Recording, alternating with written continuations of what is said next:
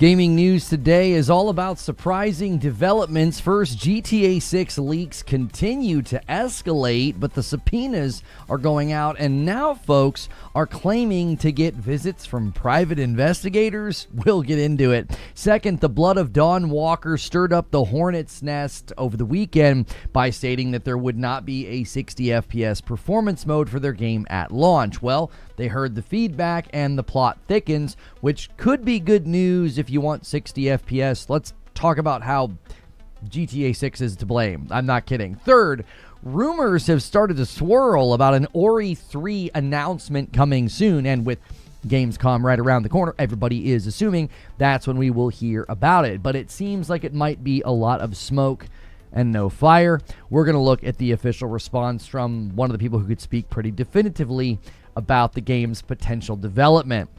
Now, if you're watching this later, be sure to hit like, be sure to hit subscribe. We'll be covering Gamescom this week, which means we do a lot of sitting around and waiting for things to happen and talking and chatting and just making predictions, but also just reacting to the events live, the trailers. And I know GTA 6 leaks took over the news cycle, and some of you are probably getting tired of hearing about that and seeing that. We are very, very close to the GTA 6 extended look on Netflix, as well as just a deluge, a flood of games, announcements, and things to play. So hang with me. I get that some of this stuff gets old, but it's the nature of gaming news. It's feast or famine, and sometimes you got to eat the same feast every single day because that's all that really develops. So let's get into the first one. We need to talk about GTA 6 and the leaks that just don't seem to have an end in sight, and we are talking about the 6th consecutive day of drops and the corporate war that's starting behind the scenes that is a bit unprecedented. Now, if you were offline over the weekend like me, you might have missed this. Here's the situation. The leaker has now dumped roughly 10 gameplay videos onto the internet. Just this weekend alone, on August 22nd and 23rd, we saw supercar gameplay, an armed robbery, a plane flying at night, a snippet of a cutscene that was literally taunting Rockstar where the character said they need to take a leak, and then there was some footage in a strip joint. Now, the footage has revealed a good amount of mechanics. There's a stamina meter that'll deplete when you're in melee combat. There's a Red Dead Redemption style karma system. We also saw a new stealth indicator that tracks how close the cops are to spotting you. And yes, the 6-star wanted level system is officially back. But the real story here is the business and the legal side. Take-Two Interactive is not just sending standard takedown notices, they're going nuclear. They have issued several subpoenas demanding identifying information from Microsoft regarding GitHub repositories, as well as both Discord and Twitter. Okay, they're hunting this person down. The industry is understandably cooperating. Xbox's CTO Scott Van Vliet posted over the weekend that Microsoft is working closely with Take-Two to protect their intellectual property. Now, this brings us to the strangest part of the entire situation, the leakers' manifesto. They claim they're doing this to protest the industry's slide into an all-digital future. Specifically, they are protesting the fact that the physical edition of GTA 6, a game that costs $80 standard and $100 for Ultimate, well, it won't have a disc in the box, just a code. Now, the leakers' watermark literally reads, "They want to take your right to resell. The peaceful route got us nowhere." Not really sure what peaceful route anybody attempted, but listen, you guys know where I stand on this. I want to see better game preservation, true digital ownership, and better customer and consumer rights protections. The industry transition to digital-only ecosystems where you don't actually own the media because it can be revoked at any moment is a huge problem, but the fact that the biggest entertainment product of the decade is abandoning physical media is a sign of that shift. And this is where the CyberLeak, I think, manifesto kind of loses the plot. They're mixing legitimate consumer right grievance with what feels like a crypto grift. Right now, the leaker is charging people hundreds of thousands of dollars in cryptocurrency tokens to vote or even charge, allegedly, to put ads into the leaked footage. We saw one figure thrown out of $165,000. Now, you cannot claim to be a digital Robin Hood for the consumer while you're simultaneously running a crypto scheme on those same consumers. It seems like he wants money, just like all the companies people hate and criticize want money.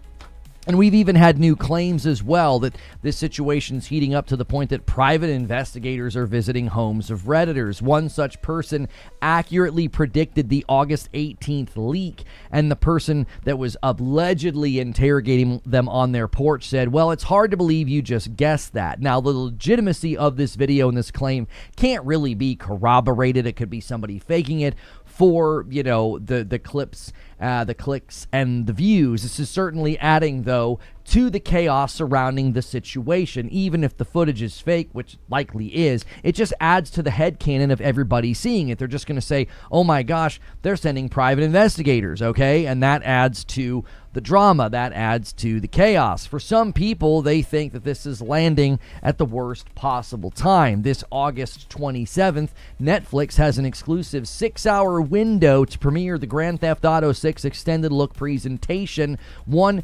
accidental leak from one of the news outlets seems to indicate that it's going to last for 30 minutes. Now, this was supposed to be a massive corporate marketing beat leading up to the game's November 19th release. Instead, the narrative shifted to hackers, court subpoenas, and crypto tokens, which to me is the strongest push against those that think this is some sort of marketing plan from Take-Two and Rockstar. I highly doubt their plan was to leak low-res footage of somewhat boring presentations of gameplay covered in crypto watermarks attached to a manifesto that's attacking the company's business practices and subsequently dangling more leaks for more crypto, all while harming Take-Two's stock value and then having to spend time and money for legal action. But hey, I could be wrong. Maybe this is a 900 IQ marketing play. So I want to know what you guys think. Leave a comment below. Do you think the revealed mechanics are exciting? Do you think the leaks are going to continue? What about the potential damage and the theories that this is planned by Rockstar and Take-Two?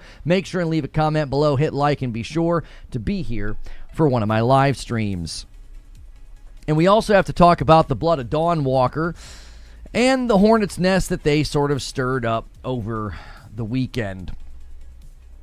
If you were worried about being forced to play the Blood of Dawnwalker at 30 frames per second, you may be able to breathe a sigh of relief. The developers have just dropped an update, and yes, a 60 FPS performance mode is officially confirmed for day one. Over the weekend, the community was in a bit of a panic regarding the console performance of the game, but today the studio stepped up and gave an official response. Let's break down exactly what they said and why they waited to announcement and what it means for you at launch. So let's get right to the official statement. The developers put out a message stating that, quote, the Blood of Dawnwalker will receive a performance mode targeting 60 FPS on the PS5, PS5 Pro, and the Xbox Series X on day one through the launch patch. Not surprising to see the Series S left out of that grouping. It typically doesn't get the larger frames per second modes this generation. Now, this is what many people were hoping to hear last week when they announced the two modes for the game. In 2026, 60 frames per second is to many the standard for games, especially ones that are going to have so much action and combat. Now, if you've been following the news cycle for the Blood of Dawnwalker, you know that just this past Friday, the developers did a Q&A where they talked about console performance, but they left out the mention of a 60 FPS mode. There would just be a 30 and 40 FPS option. Well, the developers addressed that directly in a new update. They explained, they said, quote, on Friday, we answered your questions about console performance with what we knew we could confidently deliver at launch. Performance mode was already in the works, but it was still being tested. We simply weren't ready to promise it yet. Okay, now listen, I got to give them a little bit of credit here. In an industry where developers are constantly over-promising and under-delivering, they refused to confirm a 60 FPS performance mode until they knew for a fact that the game could handle it. Well, the timing, though, makes me a little suspicious, okay? The final part of their statement shows that they're actively listening to the player base. They said, we heard your feedback. It was clear how much this mattered to many of you, so we focused on finishing this next round of tests. Those results gave us the confidence we needed to confirm performance mode for day one. But here's the thing. Why wasn't the performance mode ready, and now all of a sudden it is? Because there was pushback, okay? I'm going to have to reference some of my recent coverage, okay? I called this the GTA 6 effect, and I was worried that the Beast of Reincarnation game and the way that it launched was going to be sort of a pattern that would emerge. Basically, games are going to be trying to release before the absolute flood of game releases that are trying to get out before GTA 6 hits. And that, to me, is why the performance mode was not ready. And given how this happened, it's likely that performance mode won't be ready at launch either, okay? And listen, I want to be understanding here. I understand the difficulty. Huge game, you got a lot of things to optimize, you have a bit of a crunched schedule on the calendar thanks to GTA 6. So to the gamers, I would advise some caution here about this mode day one. This will likely be similar to other not great performance modes and games that needed numerous patches before they felt smooth and playable. But let me know what you think in the comments below. Are you diving into Blood of Dawnwalker day one? You can leave a comment, you can hit like, and make sure you're there for one of my live streams. But that's not the only thing to discuss. A game that's near and dear to my heart got a weird announcement and a bit of a hullabaloo over the weekend. Is Ori 3 coming or being announced soon? Over the weekend, the gaming internet sort of reacted to rumors about this. As we're gearing up for Gamescom, social media was flooded with whispers that a massive unannounced Xbox game was going to make a surprise appearance. Then, Nate the Hate, an insider who has a strong track record, threw gas on the fire. He claimed that this mystery game was none other than the brand new entry in the Ori franchise. Now, he didn't confirm if it would be showing up at Gamescom. He was just putting the words Ori 3 out into the universe, and it sent fans of the franchise into a bit of a frenzy. But there was a catch. The rumor wasn't just that Ori 3 would be happening, it was that somebody else would be making it. Enter Thomas Mahler. He's the original creator of the Ori series and the CEO of Moon Studios, the team behind Blind Forest and Will of the Wisps, two of probably the best platformer Metroidvanias that you can play, in my opinion. Fans immediately flooded Mahler's X timeline, begging to know, hey, is Moon secretly working on this game? Or worse, has Xbox handed the game over to another developer? Well, Mahler did not hold back. He shut down the rumors completely, and he did it while dropping criticism about Microsoft's IP management in the process. He said, quote, I think after having put billions into 343 to handle Halo and not being able to recapture the old magic, I'd guess that by now Microsoft has learned their lesson that the right talent needs to work on those IPs. Otherwise, you'll undoubtedly get more slop. Mahler basically just looked into the camera and said, listen, if Xbox wants Ori to give it to another studio, they're probably going to get slop, just like what happened with Halo. You got to respect the blunt honesty here. He's never really, held his tongue on social media. He knows what Moon Studios built, and he knows how incredibly hard it is to replicate that specific kind of magic. But the most interesting part of Mahler's response wasn't the Halo roast. It was that what he said next about the future of the franchise. He revealed that internally at Moon Studios, they've actually been discussing their interest in purchasing the Ori IP back from Microsoft. He added that, quote, I doubt any other studio could really do much with it, so it makes sense for this one to come back to Moon. Now, for those who haven't kept up, Moon Studios hasn't touched Ori since Will of the Wisps. They pivoted hard into the action RPG space with no rest for the wicked, and in March of 2025, they became a fully independent studio. They bought themselves their publishing rights from the game from Take-Two. So Moon Studios clearly values owning their own stuff. They have their independence, they have the drive, and now they apparently want to get Ori back under their own roof. Mahler even mentioned that Gareth Coker, the legendary composer of the Ori games, was over at his house. I particularly like Gareth's work on the second game's soundtrack. He does phenomenal work, especially with the repetition use of the melody for Quolok, the big frog.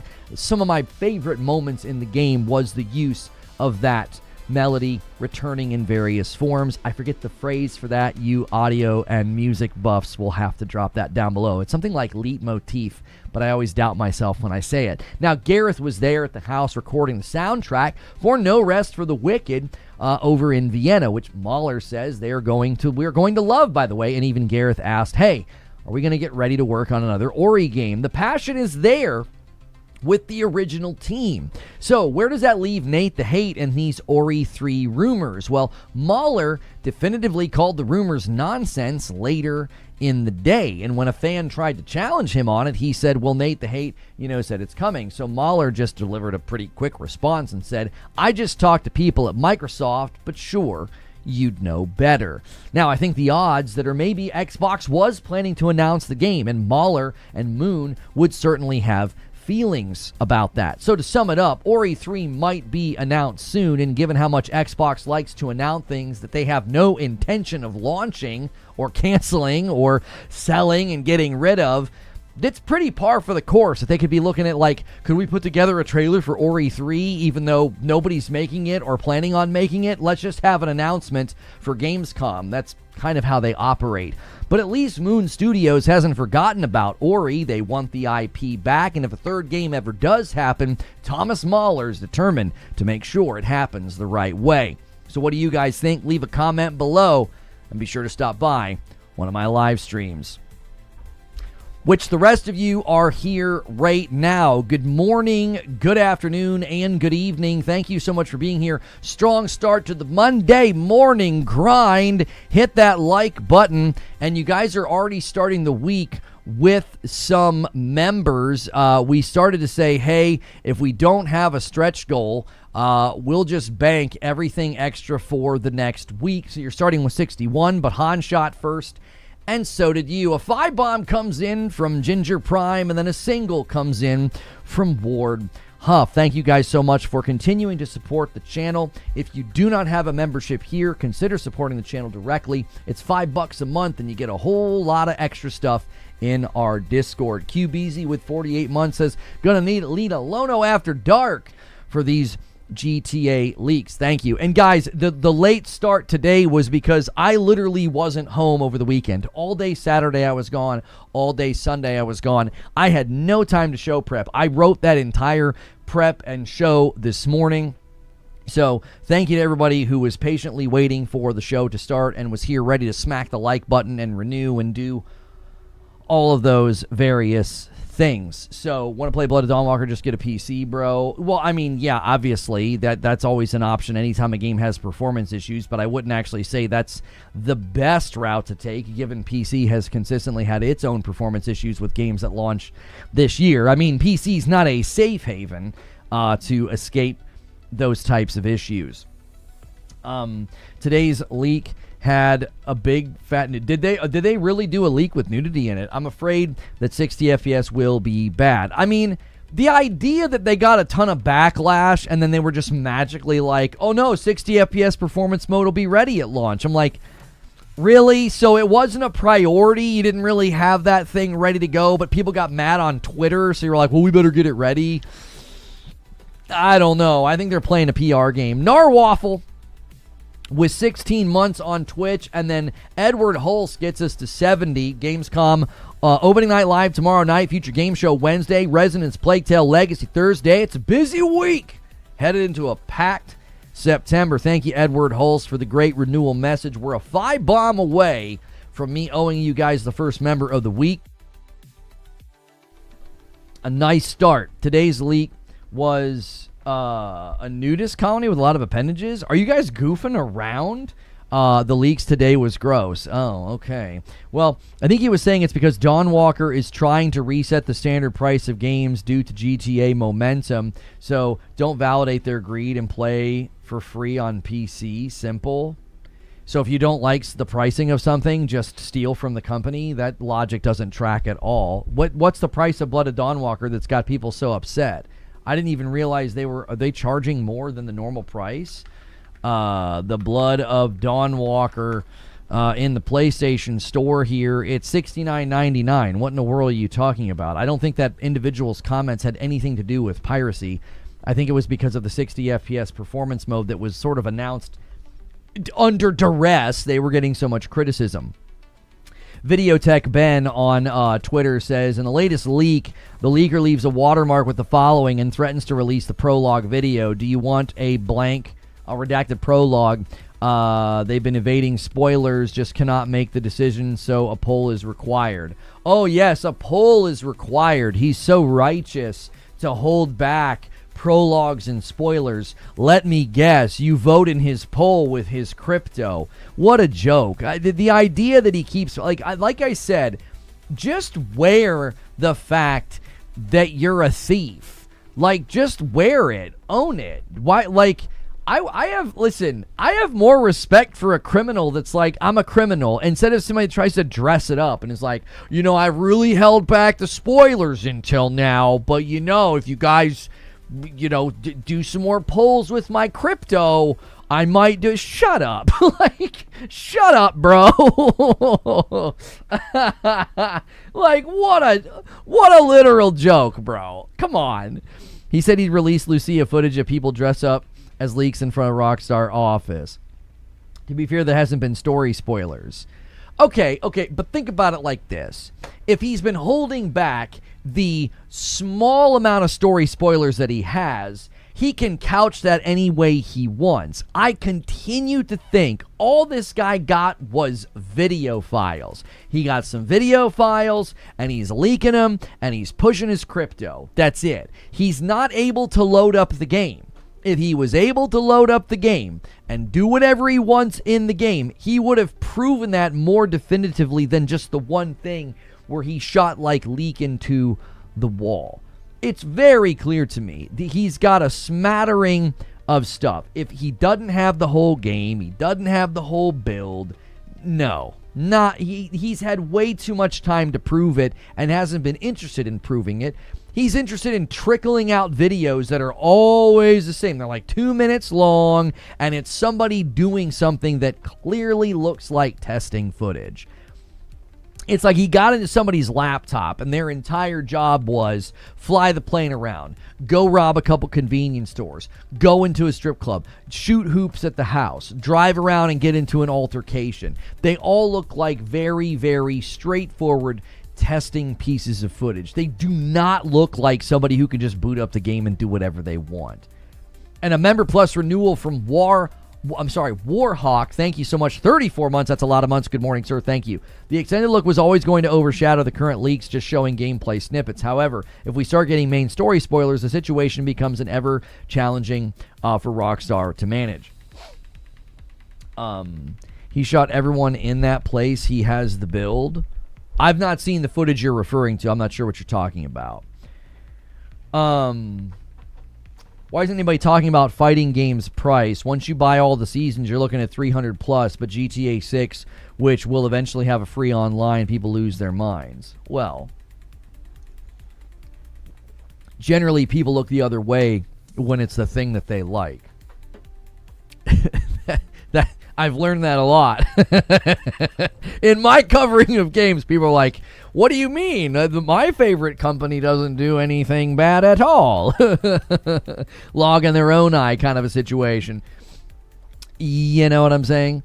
2 versions of Dawnwalker on the PlayStation app are $69.99 and $79.99, pretty standard prices. That's what I'm saying. I don't think that individual was talking about running to PC to steal the game. I think they were talking about running to PC to avoid the performance issues that are going to potentially plague console. My pushback is, if a game is not particularly optimized well, I wouldn't be sitting there thinking that PC is going to be a safe haven. That has not been a hallmark of PC this gen. If games launch and they're not optimized well, everybody's having a bad time. Jedi Survivor, Dragon's Dogma 2. I mean, games that come out and they're known for these performance issues and optimization issues, there's no dodging it because it's a foundational issue with the game itself. You're not going to get away from it by being like, oh, but my PC is very strong. Yeah, you can brute force your way through some of the issues, but the average person's not on a PC that can do that. They definitely are going to deal with the same thing. Yo, what's good, Feed? I see you in the chat. Happy Monday, Feed. Online being free is an assumption. I have a feeling they'll double dip. Well, online being free with the purchase of the game, Drake, in the same way it's free right now. I don't think they're going to be like, oh, you bought our $80 game, we're also going to charge you. I feel like they'll probably charge $20 or $40 if you want it separate. C Money gives a member on Twitch and gets us to 72. Thank you, sir. Dawnwalker in Canada is an overall price increase, which I'm against. It costs more than Wolverine. I'm not familiar with the price increases of other countries because those types of things happen all the time, and it's not demonstrative of the entire market or the philosophy of the pricing at the company itself. I generally, that doesn't end up being true. Performance issues on PC is not it's not an uncommon phrase. This is correct. It usually comes down to, has the game been optimized well? It's not like, oh, I can get around it, my PC strong. Like, no, if they did a bad job with the game, you know, and that's the other thing that I think we always need to remember. If a game comes out, it's not optimized well, and it runs bad on your PC, that's not an indictment of your PC. And on the same token, if a game comes out and it's not optimized well, it's not an indictment of the consoles either. It can be indicative of their limitations, like we've consistently seen the 60 FPS modes skip the Series S, right? But that, again, is a different... that we're not indicting the console. We're simply acknowledging a lack of, you know, resources and power that typically leads to that being the result. To be honest, I think Rockstar needs to come out and show something good, says the Malice one. These leaks are not impressive for a 13-year-old wait, just my opinion. Well... here's the problem with hype and expectations. They're subjective. So, like, I think one of the dilemmas that faces modern gaming is that we here have an understanding of, like, what a game... you can expect games to look a certain way. Like, when I go to play an online, huge open world MMO, I don't expect the graphical fidelity to be on par with, like, the cinematic sequences in God of War Ragnarok or photo mode in one of these games, where, like, you go into photo mode and there's water droplets on their skin and stuff. Now, I have an understanding of, like, why I shouldn't expect those things.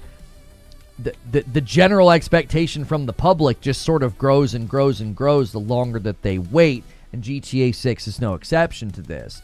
And it's subjective. You can't really control what people think. They've just been waiting and waiting and waiting. So you're probably right. There's going to be a lot of people who are like, it doesn't look that good. I say let them say that, because I feel like that's a constant in game commentary anyway now. The OA with a $5 super chat says, at this point, I'm willing to bet the leaker chose the name CyberLeak to match the footage he already had. It's very possible.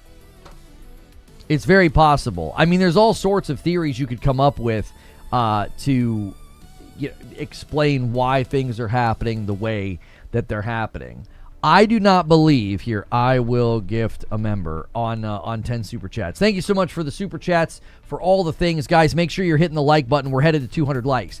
I do not believe he has done the bare minimum to prove he has a build of the game that he can just load up and do whatever he wants. I don't think he's done the bare minimum, because he's not interacting with missions, quests, menus.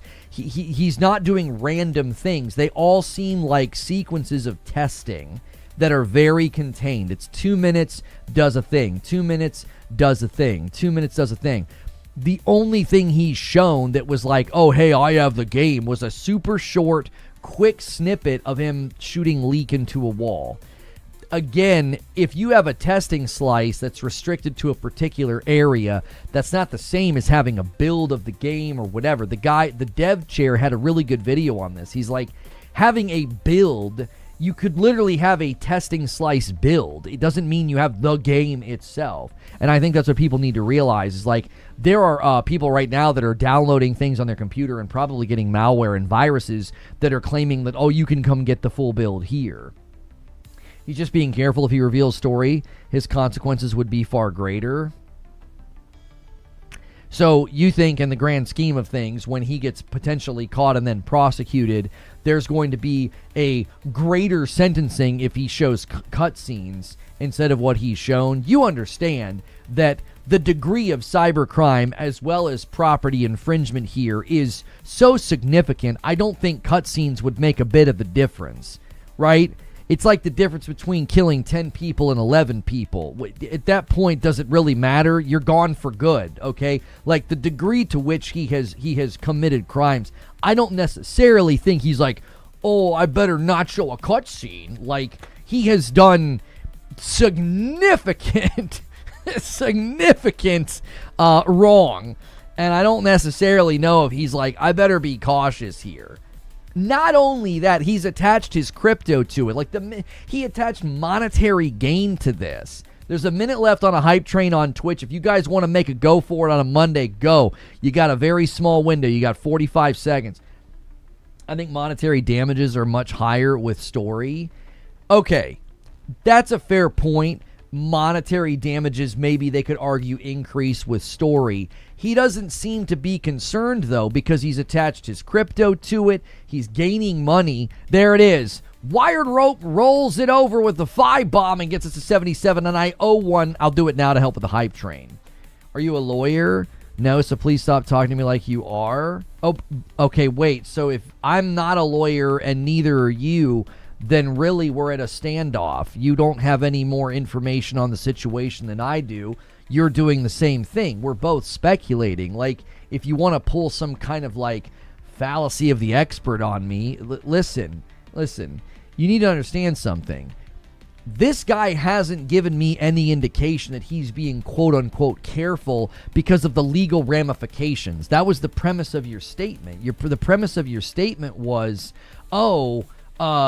he's being careful. Like, what do you mean? Like, he's worried about getting in greater trouble? Homie, the degree of trouble coming to him is so significant. He's not shown any hesitancy to be like, I better not show more. He committed a significant cybercrime. He's flaunting his cybercrime. He's attached his own monetary gain to leaking and damaging this property that's not his, that is at some level worth billions of dollars to Rockstar and Take-Two. I don't see evidence that he's being, like, careful because of getting into more trouble.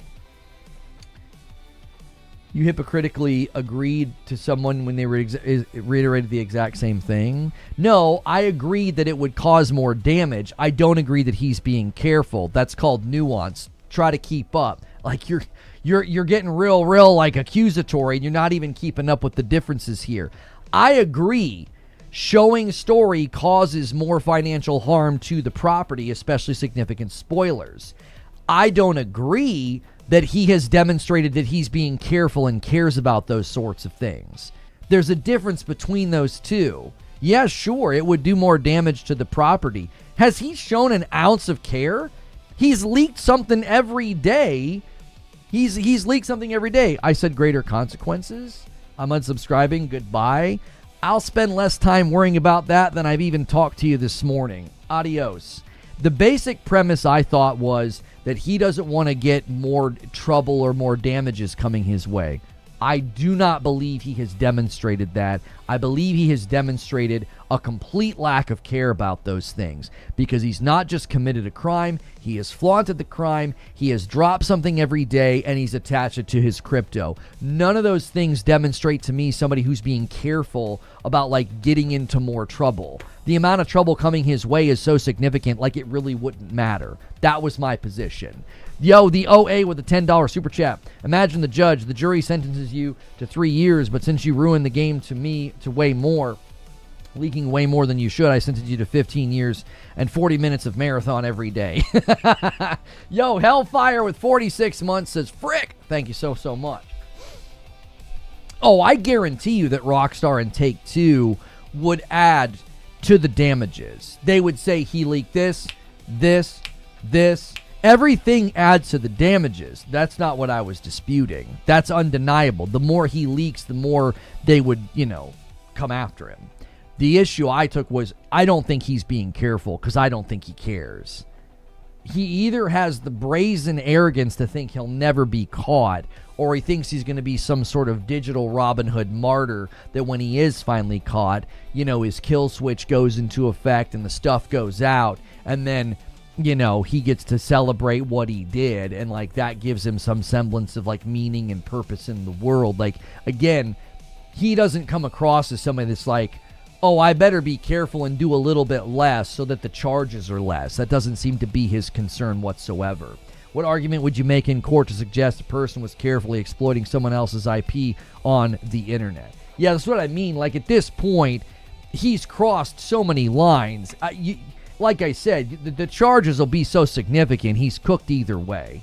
You could drop the whole story right now, and the difference would be significant, but does it really matter? Is he going to be able to pay back the charges? No. He's probably going to sit in some facility for the rest of his life, would be my guess. Or at least so much time that his entire life is altered. We might be in a country like Russia where the government will not do anything about leaks for a U.S. company. Well, it's possible. You know, anything's possible. You know. And the Malice one keeps the hype train going and drops a 5 bomb on Twitch. Twitch is having a nice big bounce back. We're working on a new goal. I think we're trying to get to, like, what is it, 1,250? If you guys do your part, on the weekly goal, you'll get your stream. I think that's fair. If you guys hit your 250, YouTube, better watch out. Twitch is making a go for it here. They have a hype train level 4. Thank you, Malice 1. And we're 17 away from the first 100 of the week. The rollover from the weekend's in full effect, boys. You guys crushed it. If they aren't in Russia, they better hurry. The leaker has only to Thursday. After that will not be relevant anymore. Now, Aaron, I don't agree with you. Okay? I don't agree with you, and here's why. They're not going to show us everything on Thursday. According to Strauss Zelnick, there's a lot planned. We got appetizers, main course, dessert, right? This was kind of the analogy that he gave. Love a good food analogy. Strauss Zelnick and I are, you know, I know if you look at us and our physique, our good looks, and our bank account, you can confuse us, okay? Especially once he starts making food analogies.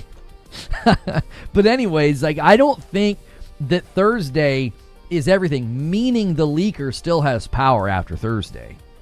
Still does. We don't know what he has.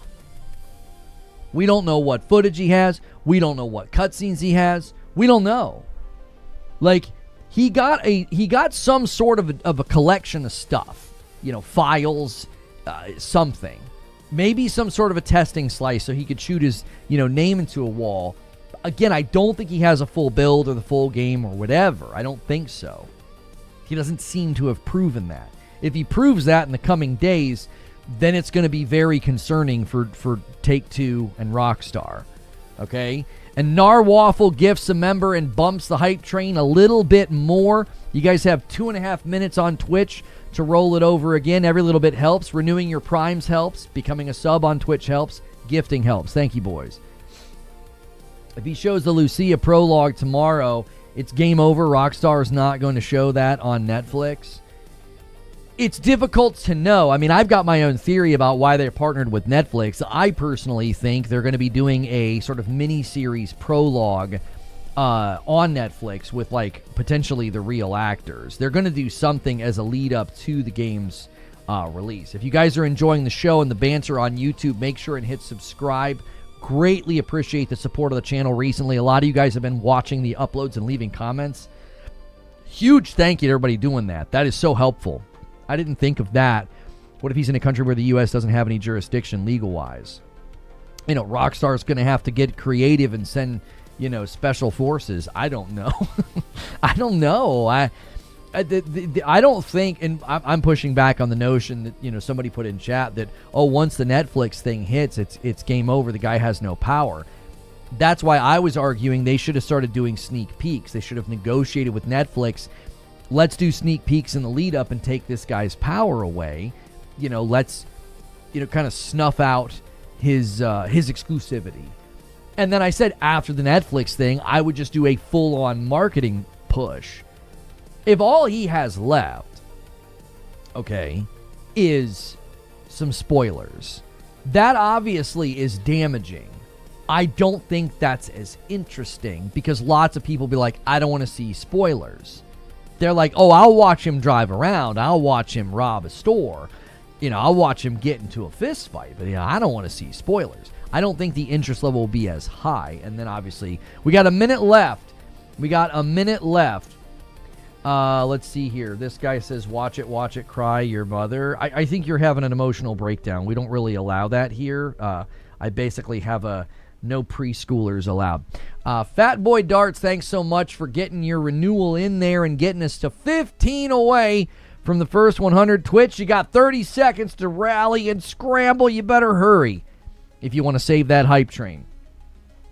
This doesn't end just because Rockstar shows the game. That's when he's going to start spoiling things. I kind of agree with you. I think he's going to turn up the heat once they have their Netflix event, which is why I said don't allow him to have any momentum, And listen, there's room to disagree here. I was on a podcast on Friday, and I got disagreed with on this. It was like, no, they are showing such strength by doing nothing. And I'm like, I can totally see that side, that they're showing a whole lot of strength by being like, we're not making a change, not one iota a change to our marketing strategy. You could certainly look at it that way. You could also look at it that this one individual has taken over the dadgum news cycle for a week and hurt your stock value. Not looking too strong and being like, oh, but the stock value is going to go back up. Let me push back on that. If the entire lead up to the Netflix reveal, the stock value was slowly climbing or just holding a nice floor, then the Netflix special would have a higher value to go up from. I don't think people understand that, like, a stock going down and then back up and then down and then back up, that's not exactly great if you were hoping the stock value sort of went like this. Let's just make it very easy to understand. If in the lead up, I'm going to make up a dollar amount for the sake of discussion. If in the lead up they were hoping their individual stock value was going to be $200 a share, but this nonsense took their sort of anticipated stock value growth and projections, and it doesn't hit 200, walking into Netflix, it's sitting at $175 a share. Okay? That's millions upon millions of dollars that they don't have in stock value going into the Netflix. So now, whatever percentage of growth they expect from market confidence, from projections, from shareholders just being like, hey, we better buy, we better be in here, okay, you have a lower amount to build off of.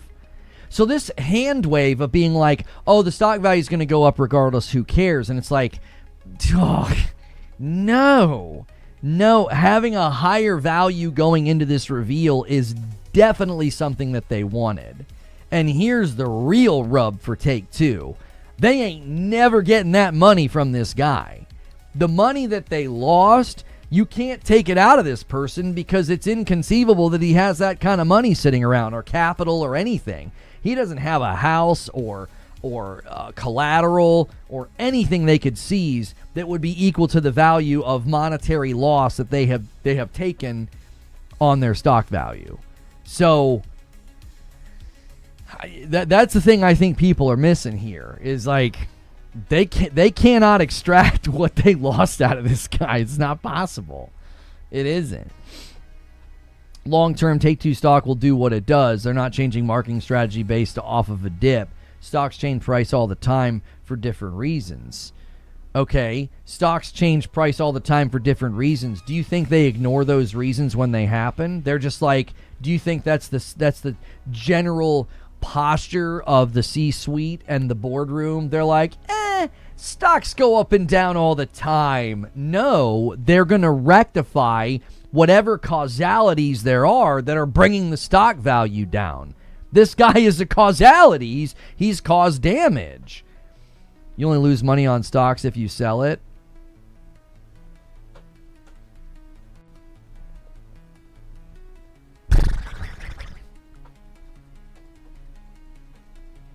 Hang on, I need to drink coffee after that one. That's a Yanadid, you gotta slow down. Holy moly. Okay. That's not true. That's not true, brother. The way the people treat this is the actual asset of owning the stock, its value going up and down, is measured as a loss, as an actual monetary asset loss. Like it's like you only lose money on your house if you sell it. Well, but if my house's value has gone down a significant amount, I now can't use that as collateral in any sort of discussion with the bank. Any of that stuff. Like that's the easiest way to explain it is like if my house is suddenly worth half of what it was because like they put a Ferris wheel right behind my backyard and the property value plummets. Yeah, I don't lose money until I sell the house, but I have lost significant money because my asset is now significantly diminished in its value. It's not as worthwhile in a collateral discussion with the bank or anything. And the same goes true for stocks. It's like if you're a firm and you own some huge chunk of stock into some company and it plummets, you can't just be like, oh, we're okay until we sell. We'll just wait. Like that's not how that works. A lot of those reasons are political things out of their control. They're not monitoring it day to day. Okay. Let's do this. Because I feel like we're going to get into a discussion that isn't exactly profitable. It doesn't have that much to do with GTA 6 and us as gamers, okay? I'm not sophisticated enough to go deeper than I have. That's about as deep as I can go. That these companies care, they don't want their stock value going down, and that going into a big event like this, you don't want the lead up being our stock value has gone down. You want the floor of the stock to rise so whatever gains you get are bigger, okay? We've exhausted my ability to really indulge the topic, okay? You're saying things that I know are like tacitly untrue, that they do monitor it every day. They do see it as a significant loss. It doesn't just mean, oh, we're fine until we sell. Those things are simply not true. I don't think it's productive for us to go further down this line of argumentation because it's not really that pertinent to us as gamers, okay? It just isn't. I don't think stock value is relevant here. I think it's relevant to the company and their response, right? I do think it's relevant to the company and their response. The reason I think it's relevant is I was sort of pushing back on the notion that they don't care. Oh, the stock value is going to go up anyway. They don't care. And I'm like, that simply isn't true. They 100% care. They will sue this individual if he's caught for the damages. They're not shrugging that off. Yo, and Zolo, thank you so much for renewing your membership. That was the only point that I was bringing up. Could you see the guy doing something insane like leaking a PC build, assuming he has one right before launch because he knows his time will be up anyways? I think the Dev Chair YouTube channel inadvertently really pushed back on the notion that he has a PC build. So if you go and watch his video, he's got a lot of experience in the industry. And the way he was talking about it, everything we're looking at appears to be near the end of the road, testing systems, getting ready for launch. He was sort of just presuming that about the footage that we were looking at. So I don't think it stands to reason that we're looking at a PC build. I don't know where that came from. I don't know why people are insisting upon this. There's no evidence to that. It's mere speculation. So that speculation could be correct to the same degree that you could speculate it's a console build because they're close to console launch. So it makes perfectly good sense that there'd be lots of testing footage and lots of build slices to test the game for console. I think either speculation could end up being proven correct. Which one do I think is more likely? The runway to a game's launch on console with 0 words spoken about when PC will show up, I think it makes more sense that we're looking at console builds because that's what would be the priority right now. Internally, structurally, any testing they're doing, anything that anybody is touching right now, to me, it makes more sense. I could be incorrect in what I'm saying. And the other people that are saying, oh no, it's a PC build could be correct. I guess my question for the PC build people would be, why does it look like it's running on a console then? Why is it running at 30 FPS? Why is like the lighting and the resolution, the draw distance, it all very, very much feels like they're testing console. They're testing it on a console dev kit or it's console build footage. So again, it doesn't seem like if they had dropped it and it was running like 120 frames per second and like lighting and resolution and draw distance seemed unreasonable, I would be like, oh, this must be early tests of a PC build or something. Nothing about it emanates that to me. Doesn't mean I'm correct, but he doesn't seem to have a full build. He maybe has a demo slice of a build, and when you watch somebody who knows what they're talking about, the Dev Chair YouTube channel, he seems to think that we're looking at footage of like, we're close to the end, and that's what this is. This is somebody's stuff that was like a part of a testing team or a QA team. I don't know why testing teams and QA teams would be interacting with the build this far along, this close to launch of the game. It doesn't make sense to me. Nobody's really reasoned that out very well or worked through it logically. They've just sort of presumed it. And I know it's coming to PC. I've even said, according to Strauss Zelnick, I think it's going to be on PC faster than the past. I think it's going to hit PC in the summer of next year. Now, we heard leaks that it was coming in February. I think those leaks were completely false. I don't think those were true. I think, though, I don't know what happened to those leaks, but there were claims that it was coming in February. And I remember thinking, I don't think so. That doesn't seem to line up. That's incredibly fast. Schreier said the game isn't finished on Friday. Yeah, so like if the game isn't finished and they're still doing finishing touches and making sure everything's ready for liftoff, why on earth would there be any footage of a PC build like that far along? Again, it doesn't stand to reason. Now, that doesn't mean it's false. There could be some small team already working on PC builds to get it ready because they want to go on PC faster. Okay, sure, that it could be true. I think the most probable explanation is that it's console. If I'm a betting man and I'm placing chips on the table, I'm going to go with the thing that's most mathematically probable, is that a studio of this size, with a game of this size, with this many delays, isn't wasting time on PC builds right now. They are interacting with builds for console because that's where they're primarily shipping. That's their primary audience. It's where they're going to sell most copies. So I think PC earliest summer of next year. That's what I think. Many people have said they'll wait exactly 1 year. They'll just do it in the fall of next year. I think that's also a pretty good guess. But I think summer. I think they want to keep the window small because Strauss-Zelnick indicated the importance of the PC platform.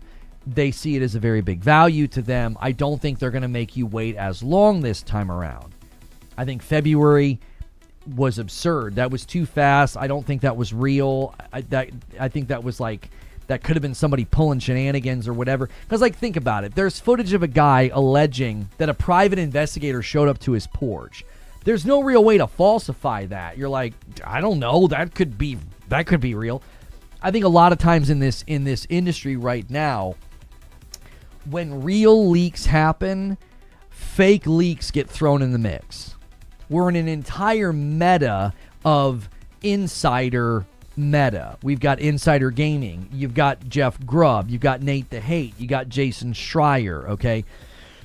So, Tom Henderson, Ecstasis, all these guys that like have sources and get inside information. I think that has created a noticeable uptick in fake leaks. Okay.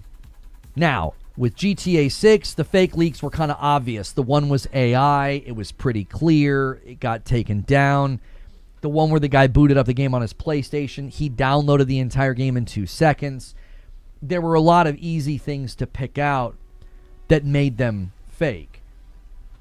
I think the people that typically come to the market with leaks that have reached a level of like, this person's consistent, like with the Ori 3 thing with Nate the Hate.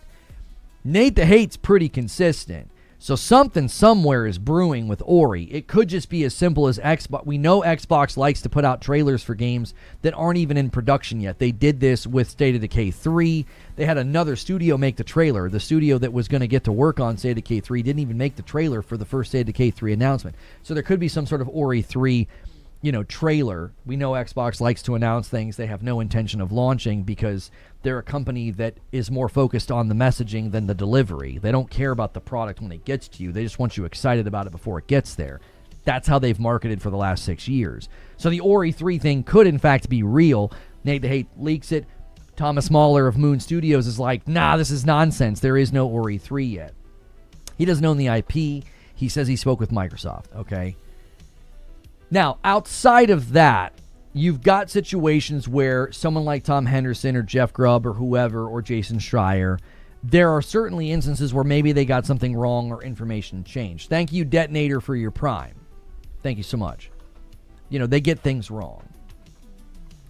But the overwhelming pattern is that they get things right. That's generally how I measure the reliability of somebody who's going to walk into the market and say, I've got leaks, I've got insider information. Okay, track record at that point is the only thing we have to go on. And guys like Tom Henderson and Schreier and Grubb and the rest, they have a track record that is more reliable than unreliable, if that makes sense. So, if you're going to, what is this? Okay. It was just the invoice for the gifted member on Twitch. That's generally how I see it. I think there's been a lot of fake leaks on Reddit and 4chan and Twitter. There's GTA 6 leaks every other day leading up to this. I think that's why initially when people looked at the GTA 6 gameplay, the leaks, they were like, no way. Why? Well, because up to that point, we had been faked out numerous times. Danny Owen with 6 months. Thanks for jumping back in. I appreciate it. You think Sony's going full digital because rumor is the PS5 was jailbroken on a hardware level? No, I don't think that's how they react. They don't change industry-wide structures, pipelines, and warehouses because of a jailbroken PlayStation. It's because the long and short of the calculus is it's just way more money for them. It's way more money for them. So, moving forward with the meta of leaks and the meta of insiders, generally, I'm going to go with the guys that are more reliable, or in this case, when the footage is just, it's evidential with time that it's real. It's not some AI thing that somebody made. I think that's typically when I'm going to say, okay, this is a genuine leak. This is a genuine claim. Because there's just too many things to wade through with respect to, like, every other week somebody can make a claim on Reddit or 4chan, and sometimes, and this happens a lot. So, like, let's just take this footage of a GTA 6 like Redditor who alleges that, like, a private investigator showed up to their house. Okay, here's what happens: that footage goes viral. And it's now headcanon for a lot of people. A lot of people are like, oh my gosh, they're sending private investigators. So, like, yes or no, or let's just go with true or false, chat. Right now, sort of an on-the-fly poll. True or false? Do you think that the video is true, that they indeed sent like a PI to some guy's house? Or do you think it's false? Do you think it's staged? I want to know. You put true or false in a chat right now and vote if you think this indeed actually happened. While you guys are casting your votes, I'll tell you what I think. I think it's very likely it's not true. If I was betting on the likelihood of it being true, I'd say 75-80% chance. Nah, this is made up. This is a guy goofing around with his friend or something. He's got a guy who can kind of talk the talk and sound like a PI, but I heavily doubt that this happened. Okay, yeah. The chat seems to agree. False, stage. Okay. So, here's the real unfortunate reality, okay? Most people that saw that, it's just now up here as part of the story. Do you know what I'm saying? Let's just say it's 100% false. You know, he'll never come out and say it, right? He doesn't really have a reason to. It's just some guy saying, oh, they sent a PI to my house. But let's just say it is. It's 100% totally false, totally made up. Okay. There's so many people that to them it's true. It happened. Oh, no, I saw the footage. You know. I saw the footage. There's a guy. What? Oh, okay. I didn't get an update. I'm sitting here looking at my phone. No one sends me anything. Whatever. Okay. The guy's outfit seemed to be off, but true. But yeah, that's what'll happen. So, I'm building a bridge here, okay? I'm building a bridge. I think this is why you'll see a growing propensity of people attempting to go viral, get credibility with leaks. They will. Why? Because generally speaking, you can get hundreds of thousands of clicks, hundreds of thousands of views, and if it ends up not working out, you got all the clicks, you got all the views, you got all the whatever. Now, I don't think it's a great idea if you're like actually trying to do something like what Tom Henderson does with Insider Gaming. If you're trying to build like a legitimate outlet, you can't do that. Like Tom doesn't do that. He doesn't just make things up for the sake of getting clicks. He has a process where he verifies sources and they make sure everything's very protected before something goes out there. If you're doing this on Reddit or 4chan or whatever, you don't really care. You get all the clicks and you're having a good laugh with your buddies. You're like, yeah, look, we tricked everybody. Isn't that hilarious? You know, we tricked everybody into thinking that a PI came to my house. They're having a giggle. They're having a laugh. If you're trying to actually be like a legitimate, you know, journalist, article writer, whatever you want to call it, blogger, content creator, it's always going to come back and bite you because you're going to end up getting caught. Like, people are going to realize that the stuff you're saying is made up. So I feel like the meta will slow back down again and it'll calm back down. I just think GTA 6 makes it very, very easy because it's just utter chaos in the market right now. It's just absolute chaos. Like, every day you turn around, you could put out a fake leak and probably get a ton of clicks and a ton of interaction that you ordinarily wouldn't get.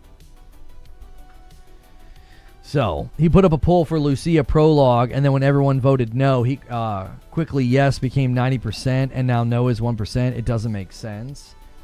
Well, I mean, isn't he doing it with his own crypto? Could he not do something to change the results? Do you know what I mean? I feel like he could do something to change the results. He could, like, is this somebody that you can trust?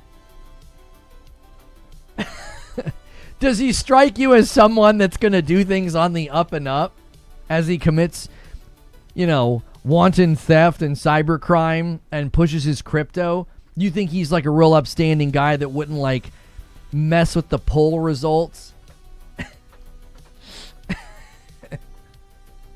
You know, do you know what I'm saying? Does he strike you?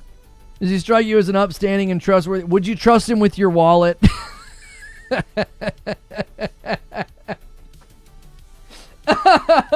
You know what I'm saying? Would you trust him with your wallet? You're like, yeah, I'm gonna let you hold on to this. I'm gonna let you hold on to this wallet here. You seem like a trustworthy guy. It's his poll. He can skew it to what he wants. Yeah. He's just doing this for the money. Yeah, I don't think his intentions are pure, you know. Why would you trust anybody with your wallet? Well, I think there are trustworthy people I would trust with my wallet. Yeah. Yeah. There are trustworthy professionals that I know, friends, people that I work with. 100%. Yeah. I'm like, hey, can you hold on my wallet for a second? I got to go do something, and I don't want to, maybe I got to jump into the water, or I don't know. Whatever I got to do, that would be foolish. I mean, I don't agree. If you don't have any trustworthy people in your life, I feel sad for you. There are people in my life that I entrust my children to. What the frick you think I wouldn't trust them with my wallet? Like, are you even a human being, or are you just a bot testing provocative statements to try to spark debate? That's a thing that people do. You literally trust people with your stuff. House sitting, babysitting. What the heck? My wallet? Like, my wallet has some infinite value? There's people in my life that I trust, and I'd be like, yeah, dude, here, you can hold my wallet. I need to go do something. I leave my wallet sitting out in the open of my house all the time. Everyone is not out there trying to do evil. That's what I'm saying. Do you not have anybody in your life you trust to that degree? I have people I would entrust my life to. If you know what I'm saying? If they're like, listen, trust me. if you do this, you're going to get hurt. And I'd be like, I'm entrusting my life to you. I believe you. And I would listen to what they say. My friends already have money. They don't need mine. Well, but again, like, I don't know. There are people that have proven themselves to be, hey, I'm going to entrust XYZ with you. You know, I work with people. I've been working with my producer right now. He has total control over so many things. He could destroy me. He could like beep like with a push of a button. You know, people prove themselves to be trustworthy, so you entrust things with them. Congratulations, I don't trust strangers. I don't think anybody said stranger. Again, I feel like you're either not listening or you're just wanting to have an argument. We said there are people that prove themselves to be trustworthy. Like I have people that I interact with professionally, and I have friends that I would entrust my wallet with. Friends and family is different. Thank you for admitting you weren't listening. We weren't saying strangers. I wasn't saying I would walk up to a total stranger and say, you've proven yourself to be trustworthy, here's my wallet. Like, you're shadow boxing, bro. I don't even leave my card with chip out in the open. It's wild times. That's right. What's good, Behemoth? 10 people also got to dress up. They have to dress up as CyberLeak in front of Rockstar headquarters if he's going to do the Lucia leak. Yeah. The Witcher 6 is targeting release in 2028 per CD Projekt Red. Yeah. We were talking about the leaker who is a stranger. Yeah, you weren't listening. Again, you're proving it. The conversation shifted, and you weren't paying attention. Hope GTA 6 gives me another 15,000 hours in the game, as GTA Online did. Yo, Brian, thank you for 38 months. Let's get it to 89 on a Monday. Thank you so much. Would you trust Lucia with your wallet? Maybe. LOL, K-Pal. I mean, you can always rewind the broadcast. Nobody else in this chat or YouTube chat misunderstood what I was saying. So, you know, you could always find a mirror and look in it to find the problem with this situation. Yo, what's good, Bronco? How are you? I've had coworkers that I could trust like that at times. Yeah, I've definitely worked with people like that I've trusted to that degree, for sure. He'll be in jail for a long time if he gets caught. He really seems to think he ain't gonna get caught. He really does. He's posturing like he's good. It's like, all right, see Lou with 40 months. We are exactly 10 members away from the first 100 of the week. You guys rolled some over from the weekend. And that was because we did not have a goal beyond 750. So everything above that, I rolled over to this week. So you guys got a nice jump start. What's up with the PlayStation blackout? Is that real? I think it's about as real as... And Cardoc Ren steals it with a 10 bomb on Twitch. And I owe Twitch a member. Thank you so much, Cardoc Ren. You the man. Let me go ahead and pay up to YouTube. I'm sorry, not to YouTube. Unlock your next badge. I can unlock my next gifting badge. I can gift 679 more to unlock the badge. It's just a small $3,000 to gift that many members, it says. So the PlayStation blackout. I didn't put it in the title or the thumbnail or the topic today because, to quote Tommy Lee Jones from The Fugitive, I don't care.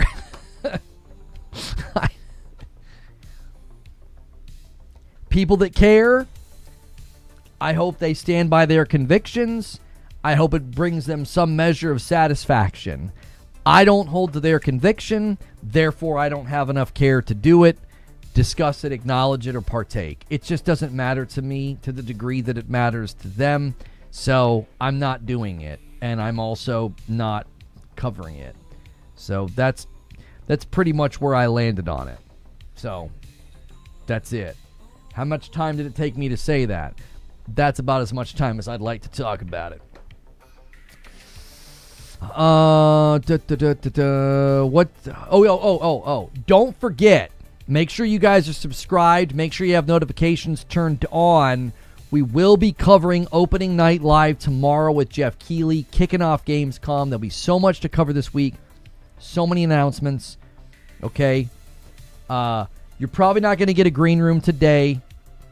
my best friend in the world's in town, and we're going to celebrate that he's done with his PhD, and I haven't seen him in a really long time. So that's going to take precedence this afternoon. So sorry, no green room today. No real need for green room because tomorrow is the kickoff of Gamescom. So that is tomorrow. No, not today. I'm taking part of the blackout only because I get another console to play, or I wouldn't have. Yeah, I just don't care. I'm participating in the blackout until about 5 p.m. when I get home from work. That's right. You're doing intermittent blackout, like intermittent fasting. Cat Uncle with 35 months takes us to 101.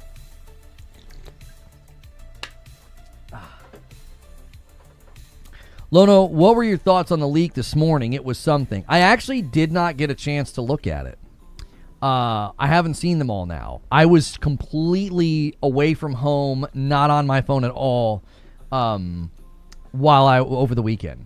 So, what's your opinion about the PS6 going full digital and removing physical discs completely? My opinion is that a digital-only future was inevitable. Like, PC went there first, consoles would likely follow, and the real thing we should be pushing for is true digital ownership and the right to refund. I think that's a far more worthy fight. I expressed that opinion early on. People got very angry that was my opinion.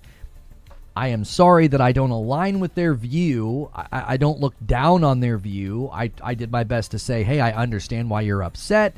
You have a huge physical collection. I called it an L initially because they're selling disk drives to people this gen, and I would hope they give those people some level of perpetual support to interact with their discs, whether it's a third-party disk drive they can buy for their PlayStation 6 or making the PlayStation 6 interact with the disk drives that they have purchased.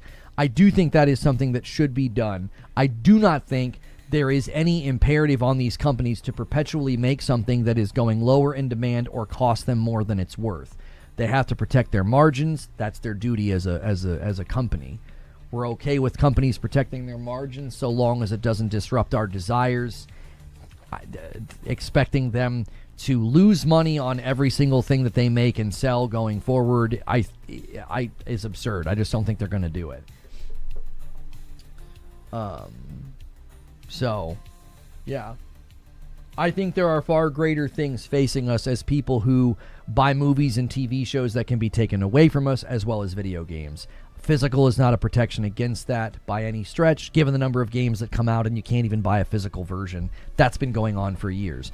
Fozzie with 54 months and a member plus, would love to see right to sell transfer digital games. That's probably a long shot given how easy it would be to scam and game that system, but at the very least, it shouldn't be a revocable license, and right to refund should be a standard policy. The way that Steam does it, I think, is perfectly fine. So I've maintained that for a while. That's not a new position. I've got a fairly old video on this channel about fighting for refunds is honestly more important than, the Stop Killing Games initiative. I think pushed for something that I understood where they were coming from, but I think there are potentially better or fights that you're more likely to win. Gamers need to start to think like an army general. You fight the fight you can win, rather than waste time, energy, and blood and treasure on a fight you're going to lose. But that's my opinion. You're welcome to have a different opinion and to see it differently than me. I understand that people get very passionate about these subjects. I just don't find it to be a particularly interesting subject because I think it's fraught with emotion and name-calling, and it ends up being very fruitless most of the time. Only reason I'm not buying more games this week for PlayStation is because I need to save $220 plus tax for the new PlayStation speakers. What's good, Dan? How are you? It's perfectly fine how Steam refunds work unless your game is 2 hours long. Yeah. I'm hopeful that they do something. I would be perfectly okay with and fine with it being store credit. Just put my money back into my PlayStation wallet. I do not expect PlayStation or Xbox to shoulder the transaction fee for every refund. I think that's unreasonable. It's not their fault if something releases and is subpar crap or needs to be refunded. It's not their responsibility, right? When something launches and is in disrepair, that's not their job to shoulder that and to take the brunt of that. So it going back into a wallet like a digital store credit, I'm completely fine with. I know Steam does it the other way. I think that that's fine. I think that's admirable, but I don't think that that's a fair expectation at all. So the GTA 6 leaker drops new nudity-filled gameplay. So we will see just how much this gets traction. We will see. More and more, the leaks disappear very, very quickly. They don't last very long because they are seemingly striking them down very quickly. So the latest GTA 6 gameplay leak is apparently got a bunch of nudity in it. When is Gamescom? The opening night live kicks off tomorrow, I believe, at 2 p.m. Eastern is the start time. So roughly, like right now, like this time tomorrow, will be, 2.5 hours away from it starting.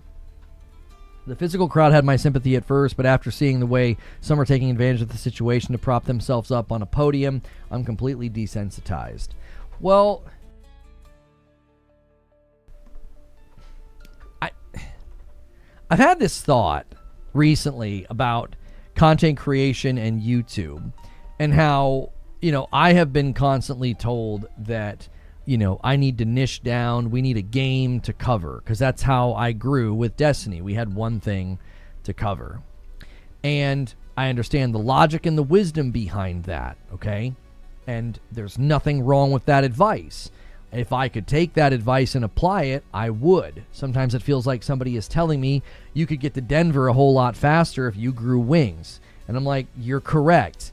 I can't grow wings, though, so why are we bothering talking about this? That's kind of what it feels like in this current ethos that we live in, is that finding a single game for me to dig into to the degree that I dug into Destiny would be like trying to grow wings. I don't think it's a possibility. I don't think we play games the same way. I don't play games the same way. I think the people that I appeal to have largely demonstrated that none of us are looking for a part-time game anymore, part-time job game anymore. What I think many YouTubers are falling prey to is they're niching down into whatever trend works. And the current trend that works is what you're seeing a lot of people gravitate towards when they have a couple of videos take off on a particular topic. I will tell you that doing that is ill-advised. It may seem great and awesome right now, but I think it's a very, very dangerous thing to do. Everybody can conduct their own content and their channels in whatever way that they want. I think it's an unwise thing to do because eventually, whatever the trend is, whatever the thing is, it's a lot like a bottle rocket. You can't heat your home with fireworks because they're explosive and loud and they get a lot of attention, but there's nothing enduring about them. And I think that's kind of the dilemma of growing your platform, your channel, your whatever, sort of chasing whatever the latest trend is. I get why people do it. I understand it's hard out here in these YouTube streets to get traction and momentum, and the thing that starts to give it to you can be absolutely intoxicating because it can be very much like, oh my gosh. Like, for example, last week we got a lot of traction talking about GTA 6, but I also tried to pepper in videos about Horizon Hunters Gathering. I've got shorts about Gears of War and Light No Fire. If I would have just gone full blitz and did like 8 shorts in a row on GTA and 6 uploads in a row on GTA 6, that's a dangerous thing to do because I don't plan on covering that exclusively. Now, live streaming is a little bit more of a tough animal. Like today, I've got GTA 6, Blood of Dawnwalker, and Ori 3 in the title. It's continuing to try to signal to you, the viewer, as well as new viewers, we're always going to try to cover a variety of things here, not just one thing. Yes, GTA 6 is taking over the news cycle. I can't dictate that. But then tomorrow, we're in Gamescom. Game launches start coming out. We're in those games. We're talking those games. Storm with a double dip. He does a Prime on Twitch for 64 months and then 57 months on YouTube. That's a lot of months of support, sir. Thank you. So, Again, I get why people do it. I understand the temptation. You just got to be very careful chasing those trends. We've watched developers chase trends, and it goes very poorly for them. I believe that when you do that in this environment, you can run the exact same risk. You can have an audience that's like, hey, I was coming here for all this great this, that, and the third, and now you're not doing that anymore. Or people just stop to care. You know, you can only care about certain movements and things at an emotional level for so long. Did you get to play Dustbloods? No. It was actually really fun, more so than I expected. The game mode felt very much like City Trial from Kirby Air Riders, but the moment-to-moment gameplay felt like Spellbreak combined with Bloodborne. The footage I saw looked way better than I expected. I will readily admit that they seemingly figured out how to get that thing to run pretty well on the Switch 2. We'll see what the full release looks like. We'll see what the enduring engagement looks like. Live service is tough. Live service is tough. Because it's not just about having a fun loop. It's about having something that people are going to keep coming back to. So I just continue to wonder what in the world FromSoft was thinking. It feels very much like one of the biggest mismatches I've ever seen. They went to the Switch 2, which is not known for those types of games, and they're not known for online. And it's both of those things in one. So the GTA 6 leak is crazy. This is going to sell billions. Yeah, I've not seen the latest leak. I'm assuming it'll end up on Twitter at least momentarily. But then, yeah, the leaks, they quickly get smacked down. Yeah, there's one right here that's not even that old, and it's already been deleted. New GTA 6 leak. This one is... No, that's a fake one. That looks 100% fake. Yeah, and a lot of these fakes will try to get you to click, and it looks like it's an image that you have to click on to reveal the spoiler. And it ends up being a link to like a blog.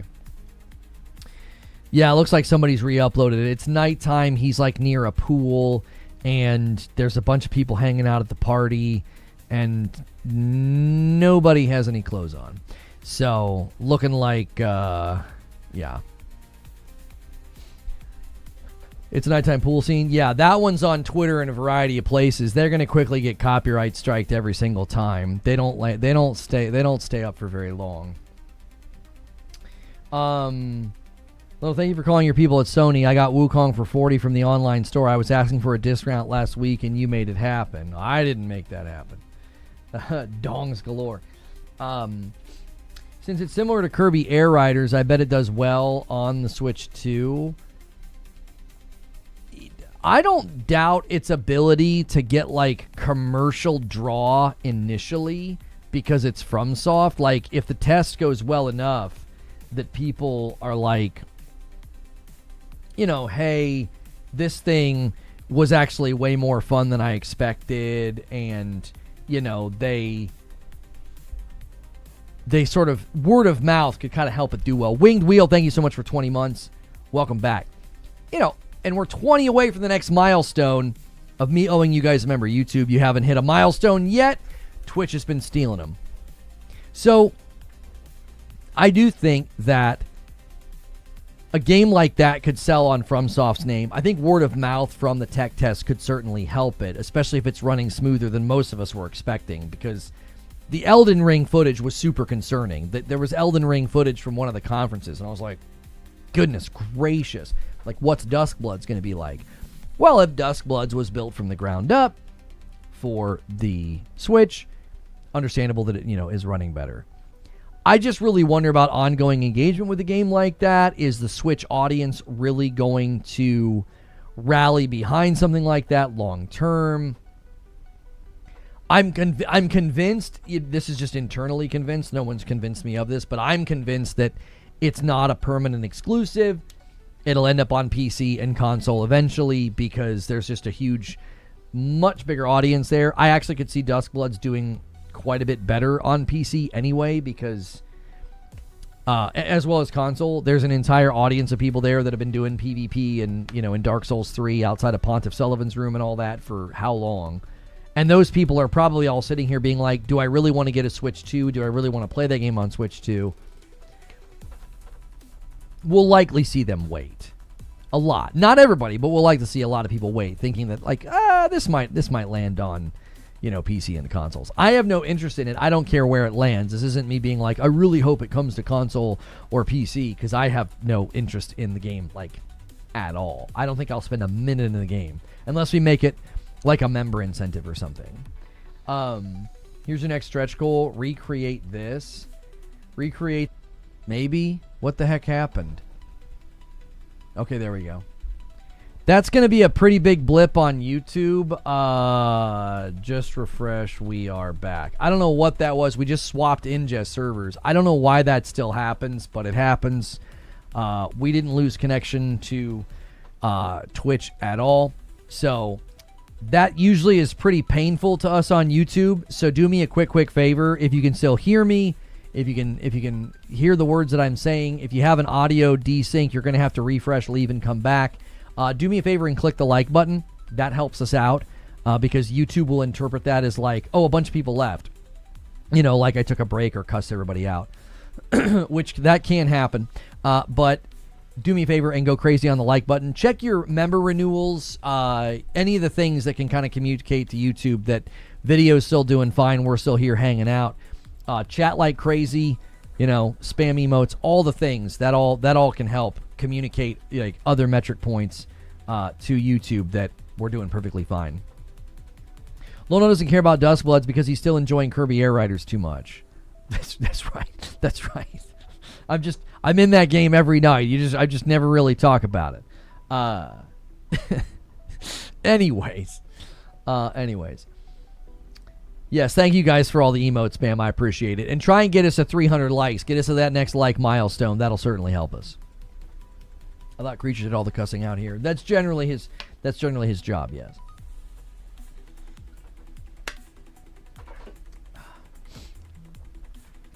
Twitch is fine. Good. What's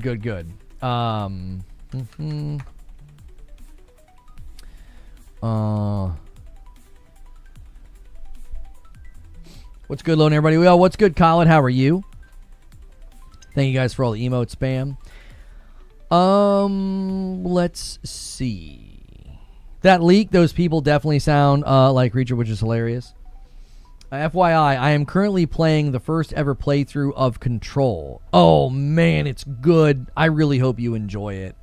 It's a little bizarre and a little weird in the beginning. The story's a little wacky, but it starts to make sense with time.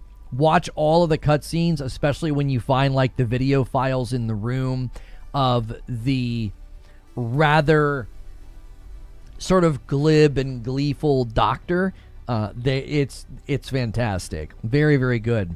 I'm really looking forward to Control Resonant. I'm so stoked for Blood of Dawnwalker. Well, okay, so Blood of Dawnwalker was in the news, and they announced last week they would only have a 30 FPS mode and a 40 FPS mode, and they immediately got a lot of pushback. People were like, what in the world?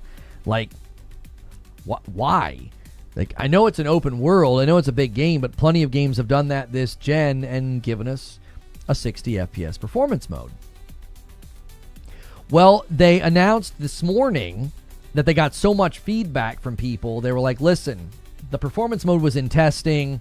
We weren't sure if it was going to be ready, so we didn't want to promise it. But we're now saying that it will be there day one, targeting 60 FPS. Now, there was a bit of a debate in the Discord this morning about like, oh, it only says targeting. That's pretty much standard practice. Like, God of War Ragnarok said targeting. They did a big, huge update for Horizon Zero Dawn, like the remaster or whatever, and it said targeting. Targeting 60 FPS is a common phrase that you're going to find, and it's because they're not going to be like, oh, it's always 60. They're usually going to say targeting or it has a 60 FPS target. So that's not the concern. I think the concern is the timing. To me, the timing is, oh, wow, we got a lot of pushback. Now, all of a sudden, the 60 FPS mode is going to be available at launch date. Now, you remember, after Beast of Reincarnation released and had significant performance issues, I kept telling people that my biggest concern was this wouldn't be the last game to come out in 2026 that was clearly coming out before it was ready. I called it the GTA 6 effect. Essentially, GTA 6 has kind of collapsed the calendar like an accordion, where everything's getting like scrunched together. And nobody wants to come out in the middle or late October or in November. So everybody's trying to get their game out in the sort of September rush that we're about to find ourselves in. Okay? Well, what that means is you're not necessarily releasing your game because it's ready. You're releasing your game because you think this is the best time to do it. And I think that's probably true of Blood of Dawnwalker. They're wanting to get it out like right in this window of time to maximize sales, and I wouldn't put a lot of confidence in their 60 FPS mode promise. I just wouldn't. I would expect there to be optimization troubles, the potential need for patches, the potential need for updates and things like that. That's probably going to be true going forward. So we've seen this happen with other games. It doesn't mean the game will stink. Okay. It doesn't look like, the game is going to be bad. To me, it's like, okay, the performance mode might be smoothed out like a month later or something. Henry with 26 months on a Member Plus. Thank you so much, getting us to 106. So that would be my thought, is I think the game looks like it's got promise. Henry says, Blood of Dawnwalker is looking pretty good. I'm fine playing at 40 as long as it's stable. Yeah, there are people that'll be okay with the 40 FPS mode, for sure. But again, I think there are people that are like, no, I want a 60 mode. We want performance. This, to me, is related to GTA 6. Not just because I'm like, yeah, GTA 6 is probably the reason the game's coming out and probably a little bit rushed and probably not exactly ready. Okay. I also think it's related to the GTA 6 60 FPS discussion, because it has been my contention that they are making an effort. Now, this doesn't mean it's going to be rock solid, perfect, or whatever, but it has been my contention that they are making some level of an effort with respect to 60 FPS. And the blowback and the backlash and the subsequent response from the developers of Blood of Dawnwalker, to me, is exactly what I've been saying. It's such a significant issue that these guys basically had to respond and say, hey, whoa, okay, we have one. We didn't think it was going to be ready. It's now going to be ready. Well, it's awfully convenient that it went from not being ready to ready in a matter of days. I want you to really think about that. From a development perspective, they clearly knew that it mattered because they were working on one, but it didn't matter enough to have it ready for the announcement. And then all of a sudden, they're like, oh yeah, clearly you guys care, so we slammed through all the testing to make sure that this is going to be ready for day one. Feels like a little bit of PR to me, personally. Feels like a very quick response time. And I think it just demonstrates what I've been saying for a while. 60 FPS is an expectation. It is what folks expect to see at launch date. And I don't think it's this small matter anymore. I don't think it'll have a commercial effect on GTA 6, but it will certainly be a point of discussion. Lona, what's your gut tell you about Dawnwalker? Do you think it'll review above an 80? Based on everything that I've seen, I could see Dawnwalker landing around like an 82 or an 83. I think it could hold on to like a low 80, but I do think there are going to be people that, number one, maybe just don't vibe with it. I also think it's probably going to launch a little too early. Like another 6 months in the oven could really help it. Not just with respect to performance, just overall game polish and experience. I think what will save it and what will give it good scores, that it'll hold on to like an 82 or an 83, will likely be the time mechanic, the story, the overall experience. That would be my prediction based off of what I've seen. That it's not going to be bad, but I also don't think it's going to storm the gates and have like an 88 or a 90 or something like that. You know, it doesn't seem like it's going to land that particularly strong in the review circuit. So Cyberpunk launch for GTA 6, I'm calling it. I don't think it's so. Rockstar certainly has a reputation that precedes them of having game launches that are usually pretty good. Now, they've had issues when they come to PC or launch online, sure. But Dawn is going to be a surprise 91 because of Witcher nostalgia. I mean, that certainly is possible. I actually think that ends up being what hurts it. I actually think that ends up folding back on it. Right? There'll be constant Witcher comparisons, which will make people nostalgically say, not as good. Didn't like this as much as The Witcher. Feels like double A Witcher. These are the types of things that you're going to see people potentially say and conclude. Are we running sub-only mode right now? I can't remember. Okay, we're not. Over there on Twitch, I couldn't remember if I left that on or not. Witcher 3 is literally a GOAT game. That actually can work against you a lot. I don't necessarily know if like Witcher nostalgia is going to help the game score. I think it's more likely to hurt it. These games are 11-year apart vids comparing Witcher 3 to Dawnwalker. In what regard? Showing that it's as good or not good enough. It literally has a lot of Witcher DNA, at least from what we've seen. It does.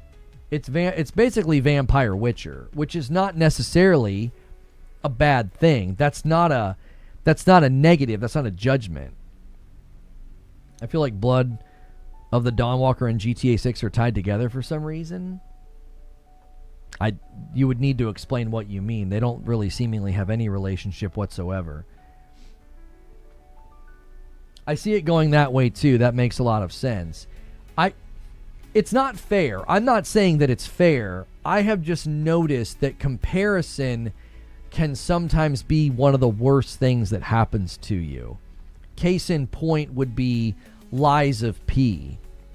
Lies of P is beloved by the users. If you go to PlayStation and Steam, the user score is just soaring. You go to the review outlets and you go to the critic circle when it went through that, and it kept getting compared to other FromSoft games. There was this odd sort of too much like FromSoft. I don't know. It was this comparison that, number one, it didn't seem to be fair. It didn't seem to acknowledge where it was different. It didn't seem to acknowledge the very, very good art style and art direction of Lies of P, as well as such a well-built combat system in Lies of P. So I thought a lot of the reviews were very unfair.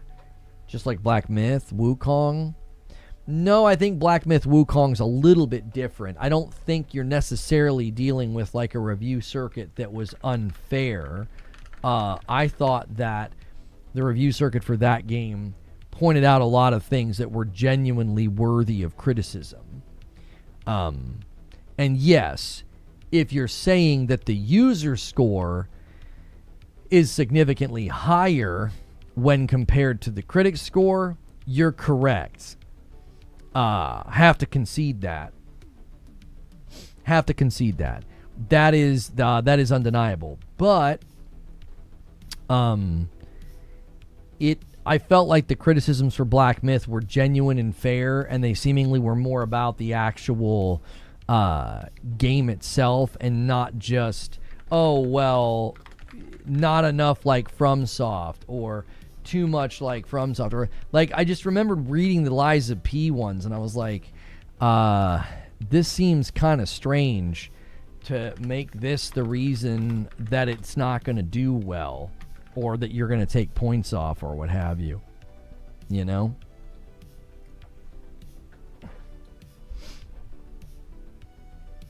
I totally missed the hype on Witcher 3, so I'm not missing the hype bus on Dawnwalker this time.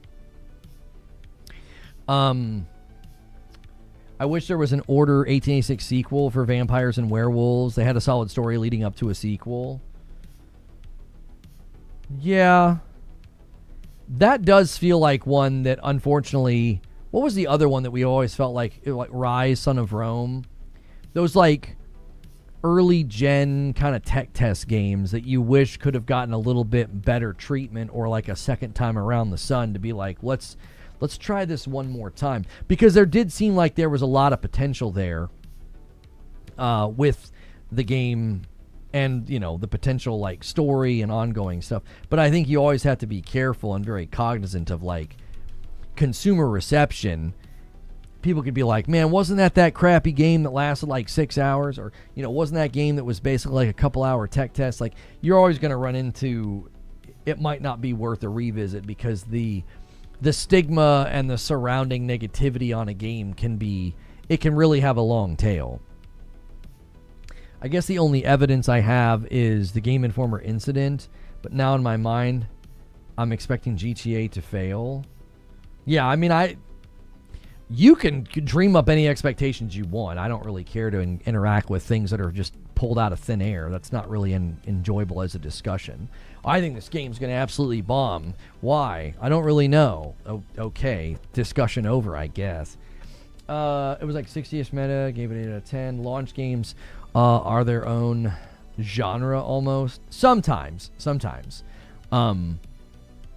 Black Myth is I basically had to re-download a whole new game, but had to cloud save back to where I left off, but looks great even through the beta. I'm not sure what you're referring to. I thought it's one of the ugliest performance modes I've ever seen on console, especially at launch. It's not that much better now. Running on PC wasn't ever really my point of comparison. People still complain and comment Black Myth got robbed. To me, Game of the Year includes performance. Your game has to be great all around.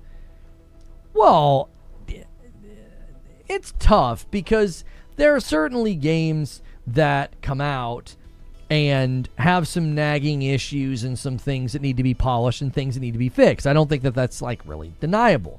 But I do think that the significance of the bugs and the glitches should be considered. I mean, Jedi Survivor is the one that I always bring up, because I ended up really liking the game, but I had to wait 4 months to play it. I don't think games like that should be in contention, where you have to wait, months for the game to be, playable. Does that make sense? Like, so I do think that should be a consideration. Push Square is claiming here Xbox heard you, and they're purging PS5 logos from the multi-format game trailers. It seems like they're also removing Nintendo Switch 2, Nintendo Switch, and Steam. So for Minecraft Dungeons. I don't know if this is a good idea. Let's see here. A new Minecraft Dungeons 2 trailer posted on the official Xbox YouTube channel last week only mentions Xbox Series X and S and PC. No version of the trailer is available on PlayStation's YouTube channel, but a slightly different edit uploaded by IGN includes references to PS5, Steam, Switch, and Switch 2. I mean, I continue to think if that brand wants to keep capitulating to the way, I feel like Xbox fandom on Twitter and YouTube is probably not what I would be bending the brand toward. I don't think that is a good idea. Now, I could be wrong, but my estimation is, in the same way that PlayStation has largely ignored the PlayStation fandom on YouTube and Twitter. Let me give you an example. So the 1 year we waited and waited, we went 2 years without a PlayStation showcase. So we like to cover the events, and we had to wait. They just weren't doing them. PlayStation finally does a showcase, and the presence of first party was lacking. Most of the first party presence were cinematic trailers, 3 of which were live service. Okay? Marathon, Concord, and Fair Games. Right? Not a good look. PlayStation fandom on Twitter goes crazy. YouTube, I myself was critical. Didn't think it was a very good showcase. The next month, their revenue better than everybody else's. They had a perfectly fine month. Didn't seem to matter at all. And they didn't seem to change anything going forward. PlayStation didn't change their plan. They didn't change their strategy. They didn't change their format. Okay? They didn't. So, I think the reason for that is the fandom that shows up on Twitter and YouTube, I don't think is necessarily representative of the market at large. Now, we've said all that about PlayStation. Let's look at Xbox.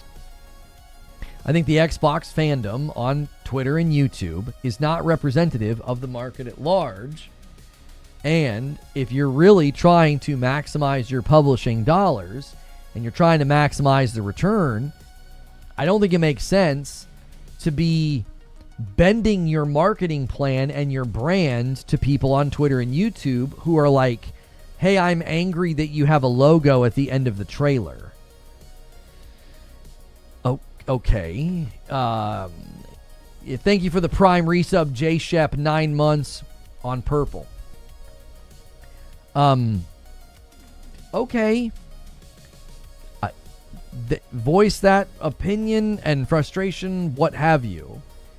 The question you should be asking as a brand is, does that opinion matter in the grand scheme of things? Like, are we trying to sell a lot of copies of Minecraft Dungeons 2, or are we trying to make the fandom on Twitter and YouTube happy? I think you have to choose a master here. You can't serve two masters. I don't think you can serve the fandom on Twitter and YouTube and also serve the master of, we're trying to be a publisher and we want to make a lot of money on our property. I don't think PlayStation should listen to the fandom on Twitter and YouTube, and I don't think Xbox. I'm saying the same for both brands. I'm using the same metric of measurement, and like, it just doesn't seem to be worthwhile because of the actual impact that, you know, Twitter fandom and YouTube fandom actually has on the market itself. Street Shadow says, I think as well, the fandom also that is willing to post on Twitter is a subset of folks online. Like, I follow Reddits, but I rarely post. It's the whole, this is an Xbox marketing disaster. They don't care where the games are published. They just don't want to be reminded that they're no longer exclusive to Xbox. I think the difference between putting logos at the end of trailers is twofold. Number one, remember what I said after the one PlayStation showcase. I said, I think the average consumer has no idea what any of this stuff means. They don't know what first party is. They don't know what second party is. They don't know any of those things. So there's no harm in having a PlayStation showcase with a bunch of third-party trailers. That blade swings the other direction. There's no harm to Xbox at all to have a showcase with a bunch of games where they're a bunch of third-party. Now, somebody would say, but PlayStation doesn't put the logos at the end.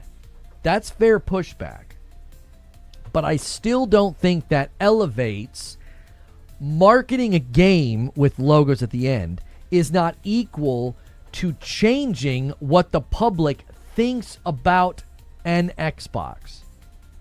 The reason this is an Xbox marketing didn't go over so well is because you're going to the public, and the public doesn't have the general gaming public. They don't have the nuance to understand what in the world you're truly saying.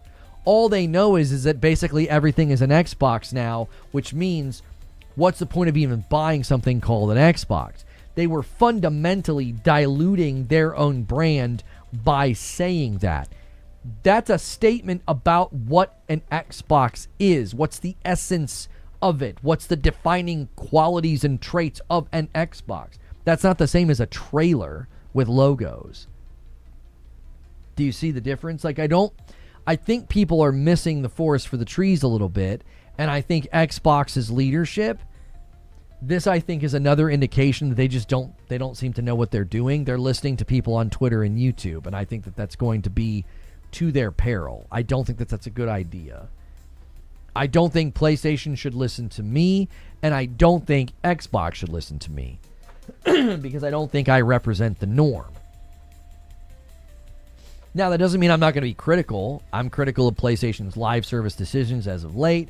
I've been critical of what they did with Guerrilla because I feel like they didn't learn the appropriate lessons, right? That's not necessarily me saying you should cater your showcases and your trailers to me. That's me doing basic analysis of the market and saying you guys made fundamental mistakes with respect to bandwidth, investment, and money, and you didn't learn any lessons. You guys made bunches of mistakes with a series of games, and you didn't seem to learn anything by it. That's frustrating as a consumer because it's like, well, that means it's going to take even longer for me to get the next Guerrilla game, the next mainline Guerrilla game. That's not me saying you should structure your showcase and trailers to make me feel happy. Those are different things entirely. Being like, I'm irritated that you guys wasted time and money on a game that seemingly isn't going to go anywhere because you could have spent time on a third game in a franchise that's been very successful. That's not me saying, hey, you better make sure your showcases and state of plays make me feel good. That's not the same thing. PlayStation brought back the only on PS5 slogan. I saw somebody make that comment today, and if you go to the official PlayStation channel, okay, you'll notice something. Not only, it's not just Wolverine. Battle monstrous foes, come face to face with gods, and become a sponge, only on PS5. They have brought back the word exclusive. It's not just about only on PS5. They're putting PlayStation 5 exclusive right smack square in the marketing once again. Now, this is a word that Xbox moved away from using for a while, and they seemingly are wanting to bring it back. So, I don't know if that's a strategy that's going to pay off for them, given their trajectory and their footprint in the market. Just doesn't seem like a smart call. Again, this is just my estimation of like business strategy and what you're trying to do. What's your North Star? I don't think Xbox is going to yield good results from doing this. They're free to do it. I'm not angry that they're doing it. I'm not upset. I'm simply saying I don't think listening to Xbox fandom on Twitter or YouTube, I don't think that's going to be productive for you as a company. You got to have a vision and a North Star, own it, chase it, do it. That's what you need to do. PlayStation's business strategy with like putting games on PC and then stopping, and how they handle their state of plays, and how they handle showcases and second, third, and first party relationships, how they handle all of that. Do you want to know what I noticed they never do? They never seemingly give a single frick about what Twitter is saying or gaming YouTube. PlayStation doesn't seem to care. There is no hear you tweet from them. Like, they blew the doors off on physical, and they're like, yeah, no, we're not doing that anymore. And they never said a single word to us about it, never acknowledged our existence. Xbox is out here in the trenches of Twitter. Hear you? Oh, yeah, we're listening. Da-da-da-da-da. Oh, yeah, we're going to pull the logos from trailers. I just think that's a terrible idea. What's your guess when CyberLeak gets caught? With respect to the GTA 6 leaks and the individual known by that name, I don't have even the remotest clue of a guess of when they're going to get caught. They seemingly are pretty confident that they won't be caught anytime soon as they continue to drop leaks and act pretty brazen. I'm sure they're having to adjust what they do, every day just to make sure that, they're being safe to a certain degree. So PlayStation said F Twitter. Yeah, and listen, that can be upsetting to you as the consumer. I'm not telling you that you don't have a right to be upset or irritated or voice your opinion. I'm simply saying from a business perspective, okay? From a business perspective, it makes very little sense to give it any oxygen because it's such a small slice of the actual global consumer base. It's such a small slice of the consumer base. Valid answer. Thank you.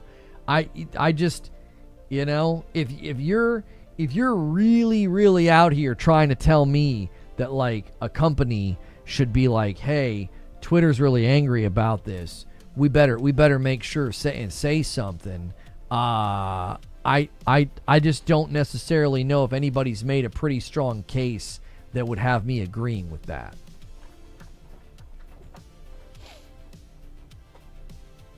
Glad to see Xbox with exclusives. I have a PS5 and an Xbox.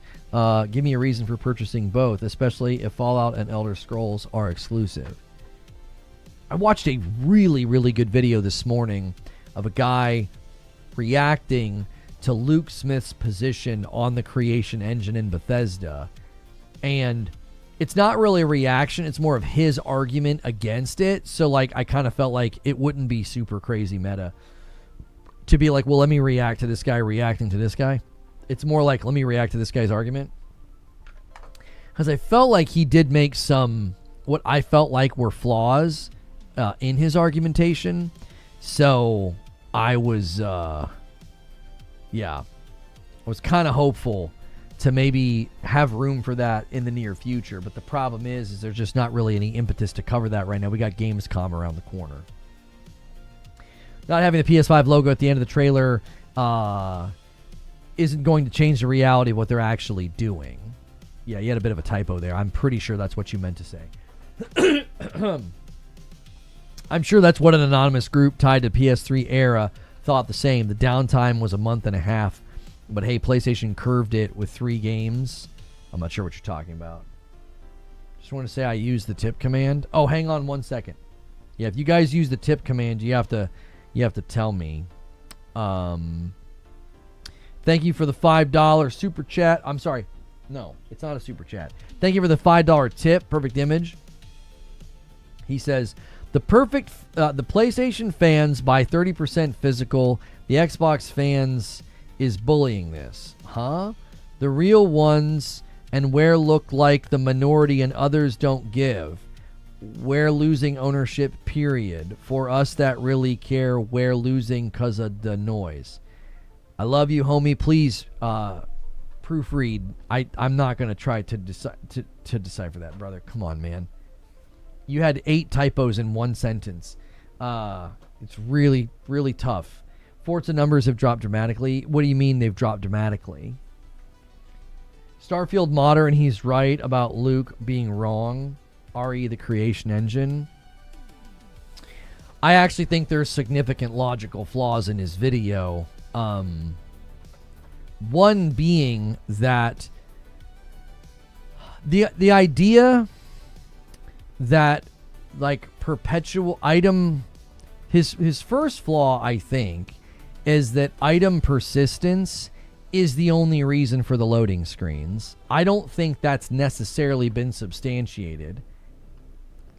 I also think the position that like item permanence and fun physical things of like modding in 1,000 cheese wheels, I don't think it really gets at the heart of what Luke was trying to say with respect to being like, is this really hyper important these days? Okay. Secondly, he was arguing from the position of the importance of immersion. If I kill everybody in this house and I come back later and object permanence leaves all those things in place, or I place an axe on the table in my house, that object permanence adds to my immersion. Okay, what actively works against my immersion is dated feel, dated graphics, lots of loading screens. Now, he pushes back on the loading screens notion and says that, well, Starfield's main problem was the structure, okay? And that was the problem. They had you go here, here, here, and then here, here, here, and all on the way there's loading screens. Okay, I'll grant you that point. That's not the only problem with Starfield. Like, Starfield looks incredibly dated. It doesn't look like a game from today. And secondly, the essence of his argument is essentially conceding that the creation engine can't transcend into the modern era and feel like a modern game.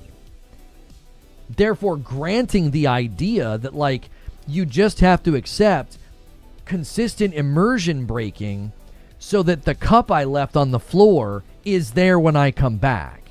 So what I do in this scenario is I try to create a hierarchy or like a triage of importance of, like, what matters most for immersion. What? I think what matters most is a moment-to-moment experience that doesn't constantly remind me that I'm in a video game. And I think the creation engine is a consistent reminder that you're in a video game.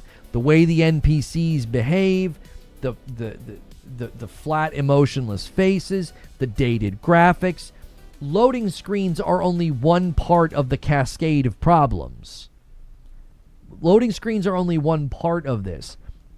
The creation engine emanates old. It just does. The way that guns handle, the way you move, the way everybody moves, it emanates dated.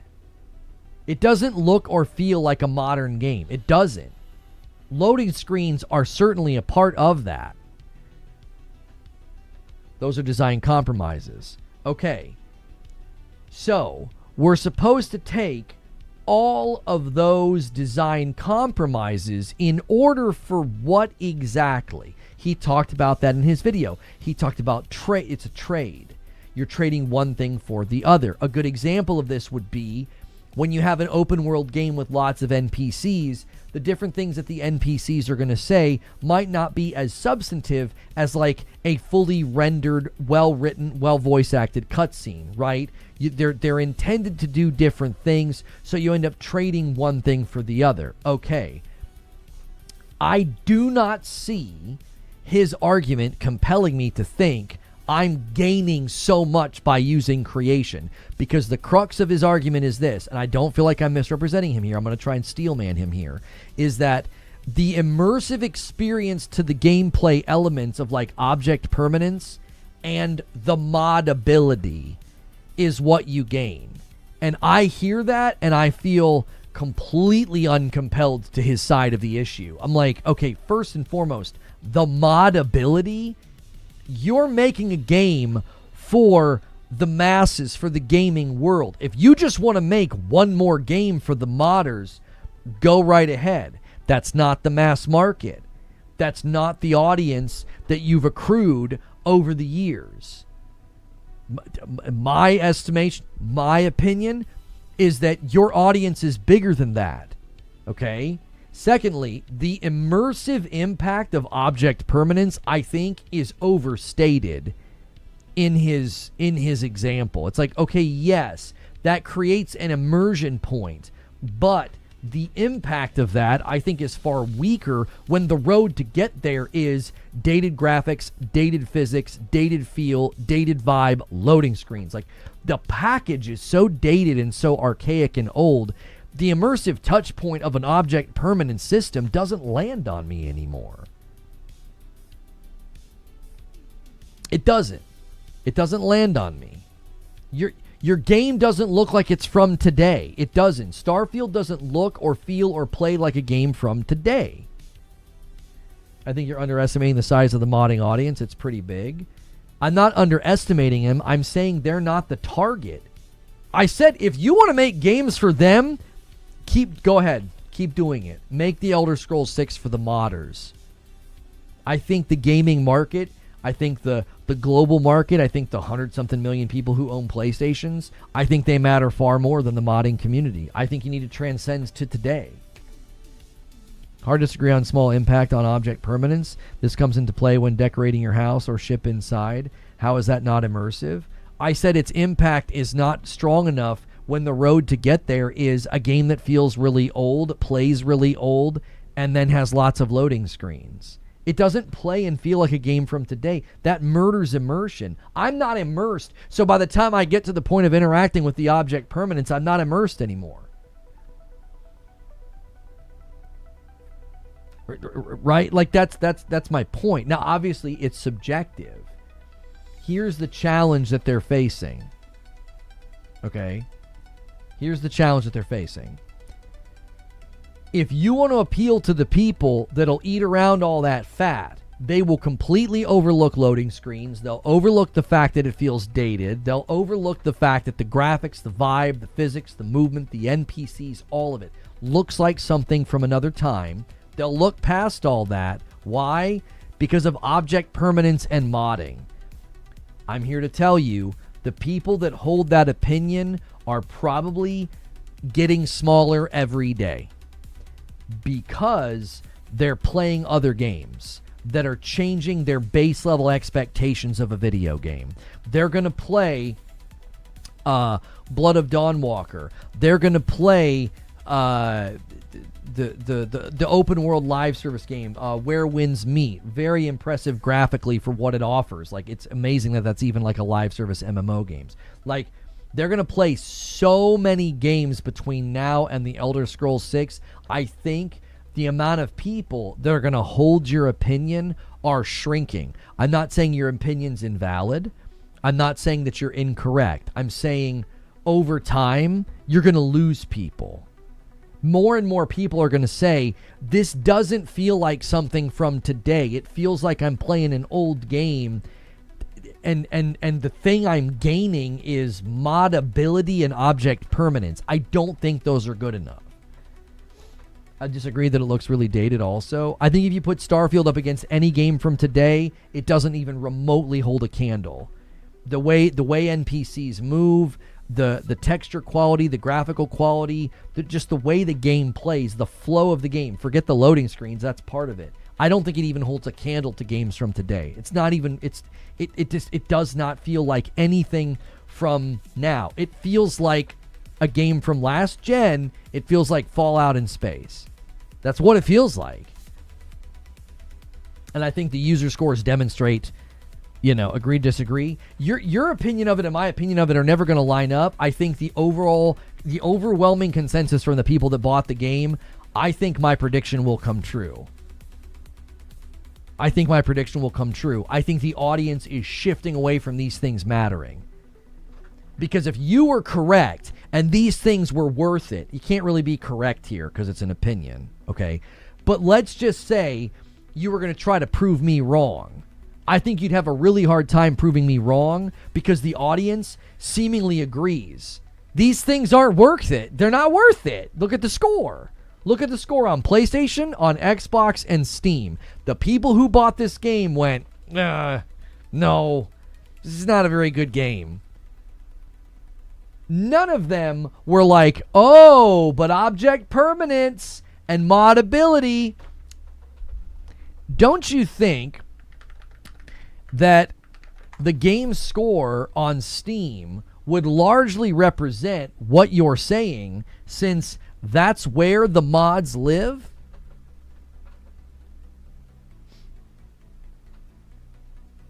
Don't you think this score right here would demonstrate that the modability of the creation engine is worth it?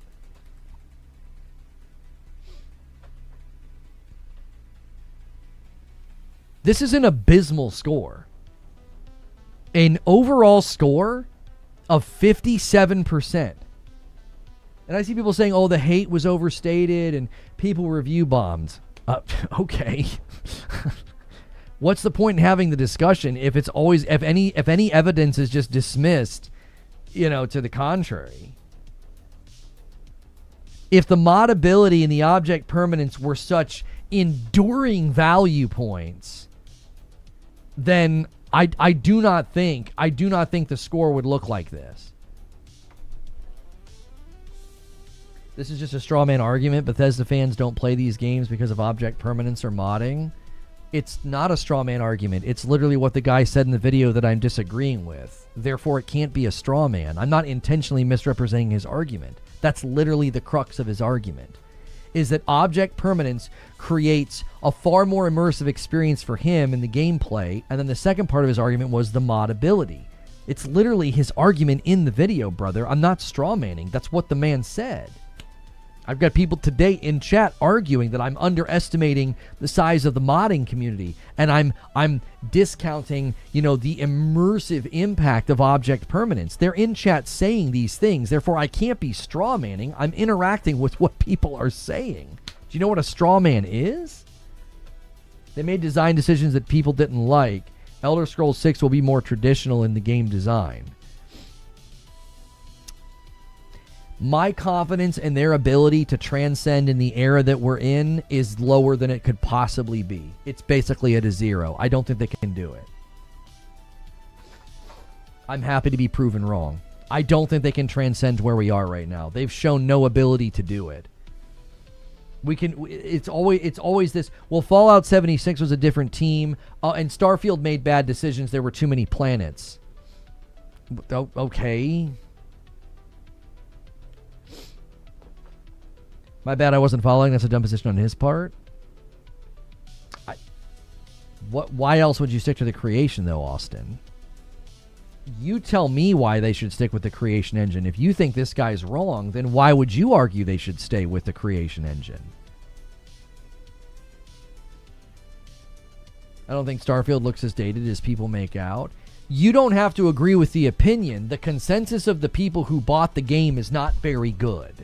And so I have no confidence in their ability to transcend into where we are now if they use Creation Engine. I think it's an albatross. I think it's going to be the game's undoing. They tried to build a whole galaxy, and people think that they can't make one map that you be cousin explore. No idea what you're trying to say. If Elder Scrolls 6 is as good as Oblivion and Skyrim, I'll call it good. They will never live up to the hype. The thing that frustrates me is I think they have great lore and they have a great IP, and I think they're going to hamstring the entire dadgum project by using an engine that doesn't allow them to transcend to where we are right now and the expectations people have for open world games and combat and gameplay flow and all of that. Did you see my link? That was a year ago. Where and when have you been in a chat where you can share links, brother? That's not a thing. It doesn't even come through to the chat. Like, YouTube's going to filter it out. To your point, Lono, people have played No Man's Sky and have had an expectation for Starfield because of that game. Let's see how the Fallout 3 remake ends before we talk about anything else. Fair pushback. Wouldn't it feel like a different IP at that point? I can't see having the same level of interactive mechanics if it left Creation. You're not wrong. To me, it's a hierarchy of value that is old. Now, you could disagree with me, and that's fine. I think it's a hierarchy of value that's old. Back then, that was impressive. It was mind-blowing. Object permanence and all these places that you can go, loading screens didn't matter. It didn't matter what it did to your ability with respect to, like, the physics engine and the graphical fidelity and the combat and the action. Nobody was playing Skyrim and talking about the combat was just this rich action-focused experience. Nobody was saying that. That wasn't the focal point. The values were in line with the time. Like, that was impressive. I don't think it's impressive anymore. I don't think your broad audience, your day-to-day Joe gamer, is going to be like, oh my gosh, I can put a cup in my house and it's always in the same place where I left it. No, he's going to say, why does it look like that? Why is there loading screens? Like what? Why does the combat feel like this?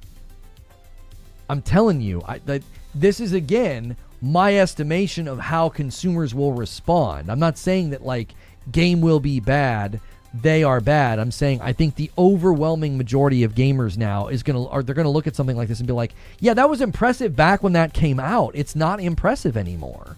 No one is holding that in high regard except for the people that love these games and they want the modability and they want to spawn 1,000 cheese wheels on the side of a mountain. On the visual front, we've literally heard they're using, they're UE5ing the creation engine, so the visuals assumingly will look better. I don't know where you heard that. I don't know where you heard that. I'm not sure where that's coming from. That's the first I've heard that they're doing that. What engine would you switch to make it better? Obviously, the Unreal Engine is where everybody goes, but hang on.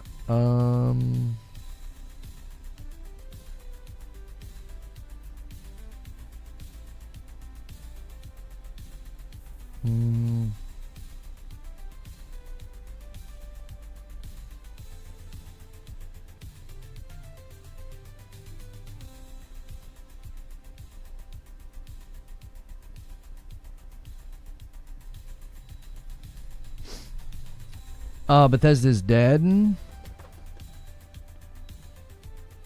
That's not really the right question to ask a guy like Lono. Yeah, like everybody's running to Unreal Engine. I don't necessarily think that like Unreal Engine is the be all end all. I'm not going to sit here and act like it is the solution to all problems. All I know is that whatever Elder Scrolls 6 needs to be to feel like this generation's version of Skyrim, I don't think you get there with the creation engine, because I look at Starfield and think this game doesn't look and feel like this because you made a lot of planets. This game looks and feels like this because this is the engine. This is a hallmark of the engine. This is what it's going to look like, feel like, play like. You can do the premise that like if they only did a couple of planets and did handcrafted environmental storytelling, like that would have transformed Starfield. I think your long-standing Bethesda fans would have liked it more and would have reviewed it better. But again, everybody outside that circle would have still been like, this doesn't feel like a game from today. The way the gun's handled, the way you move, the way the NPCs move, none of that is because there's lots of planets. Once I'm in a city and I'm interacting with the NPCs and the story and the dialogue, you can't blame that on the number of planets. Go play Phantom Liberty and then go play Starfield. I'm telling you, it's like they don't even compare. And it's you want to blame the number of planets. I'm like, no, I think it's the engine. This is what you're going to get from them. This is what they think is quality work. And I don't think that's changing, going into the next thing. I just don't think so.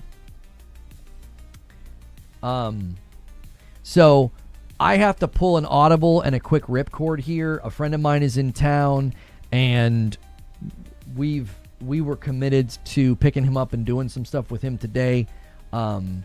So you did not play a min-max Starfield combat character, with all due respect. I mean, that doesn't change what I'm saying. That's, let alone modded Starfield. You're proving my point.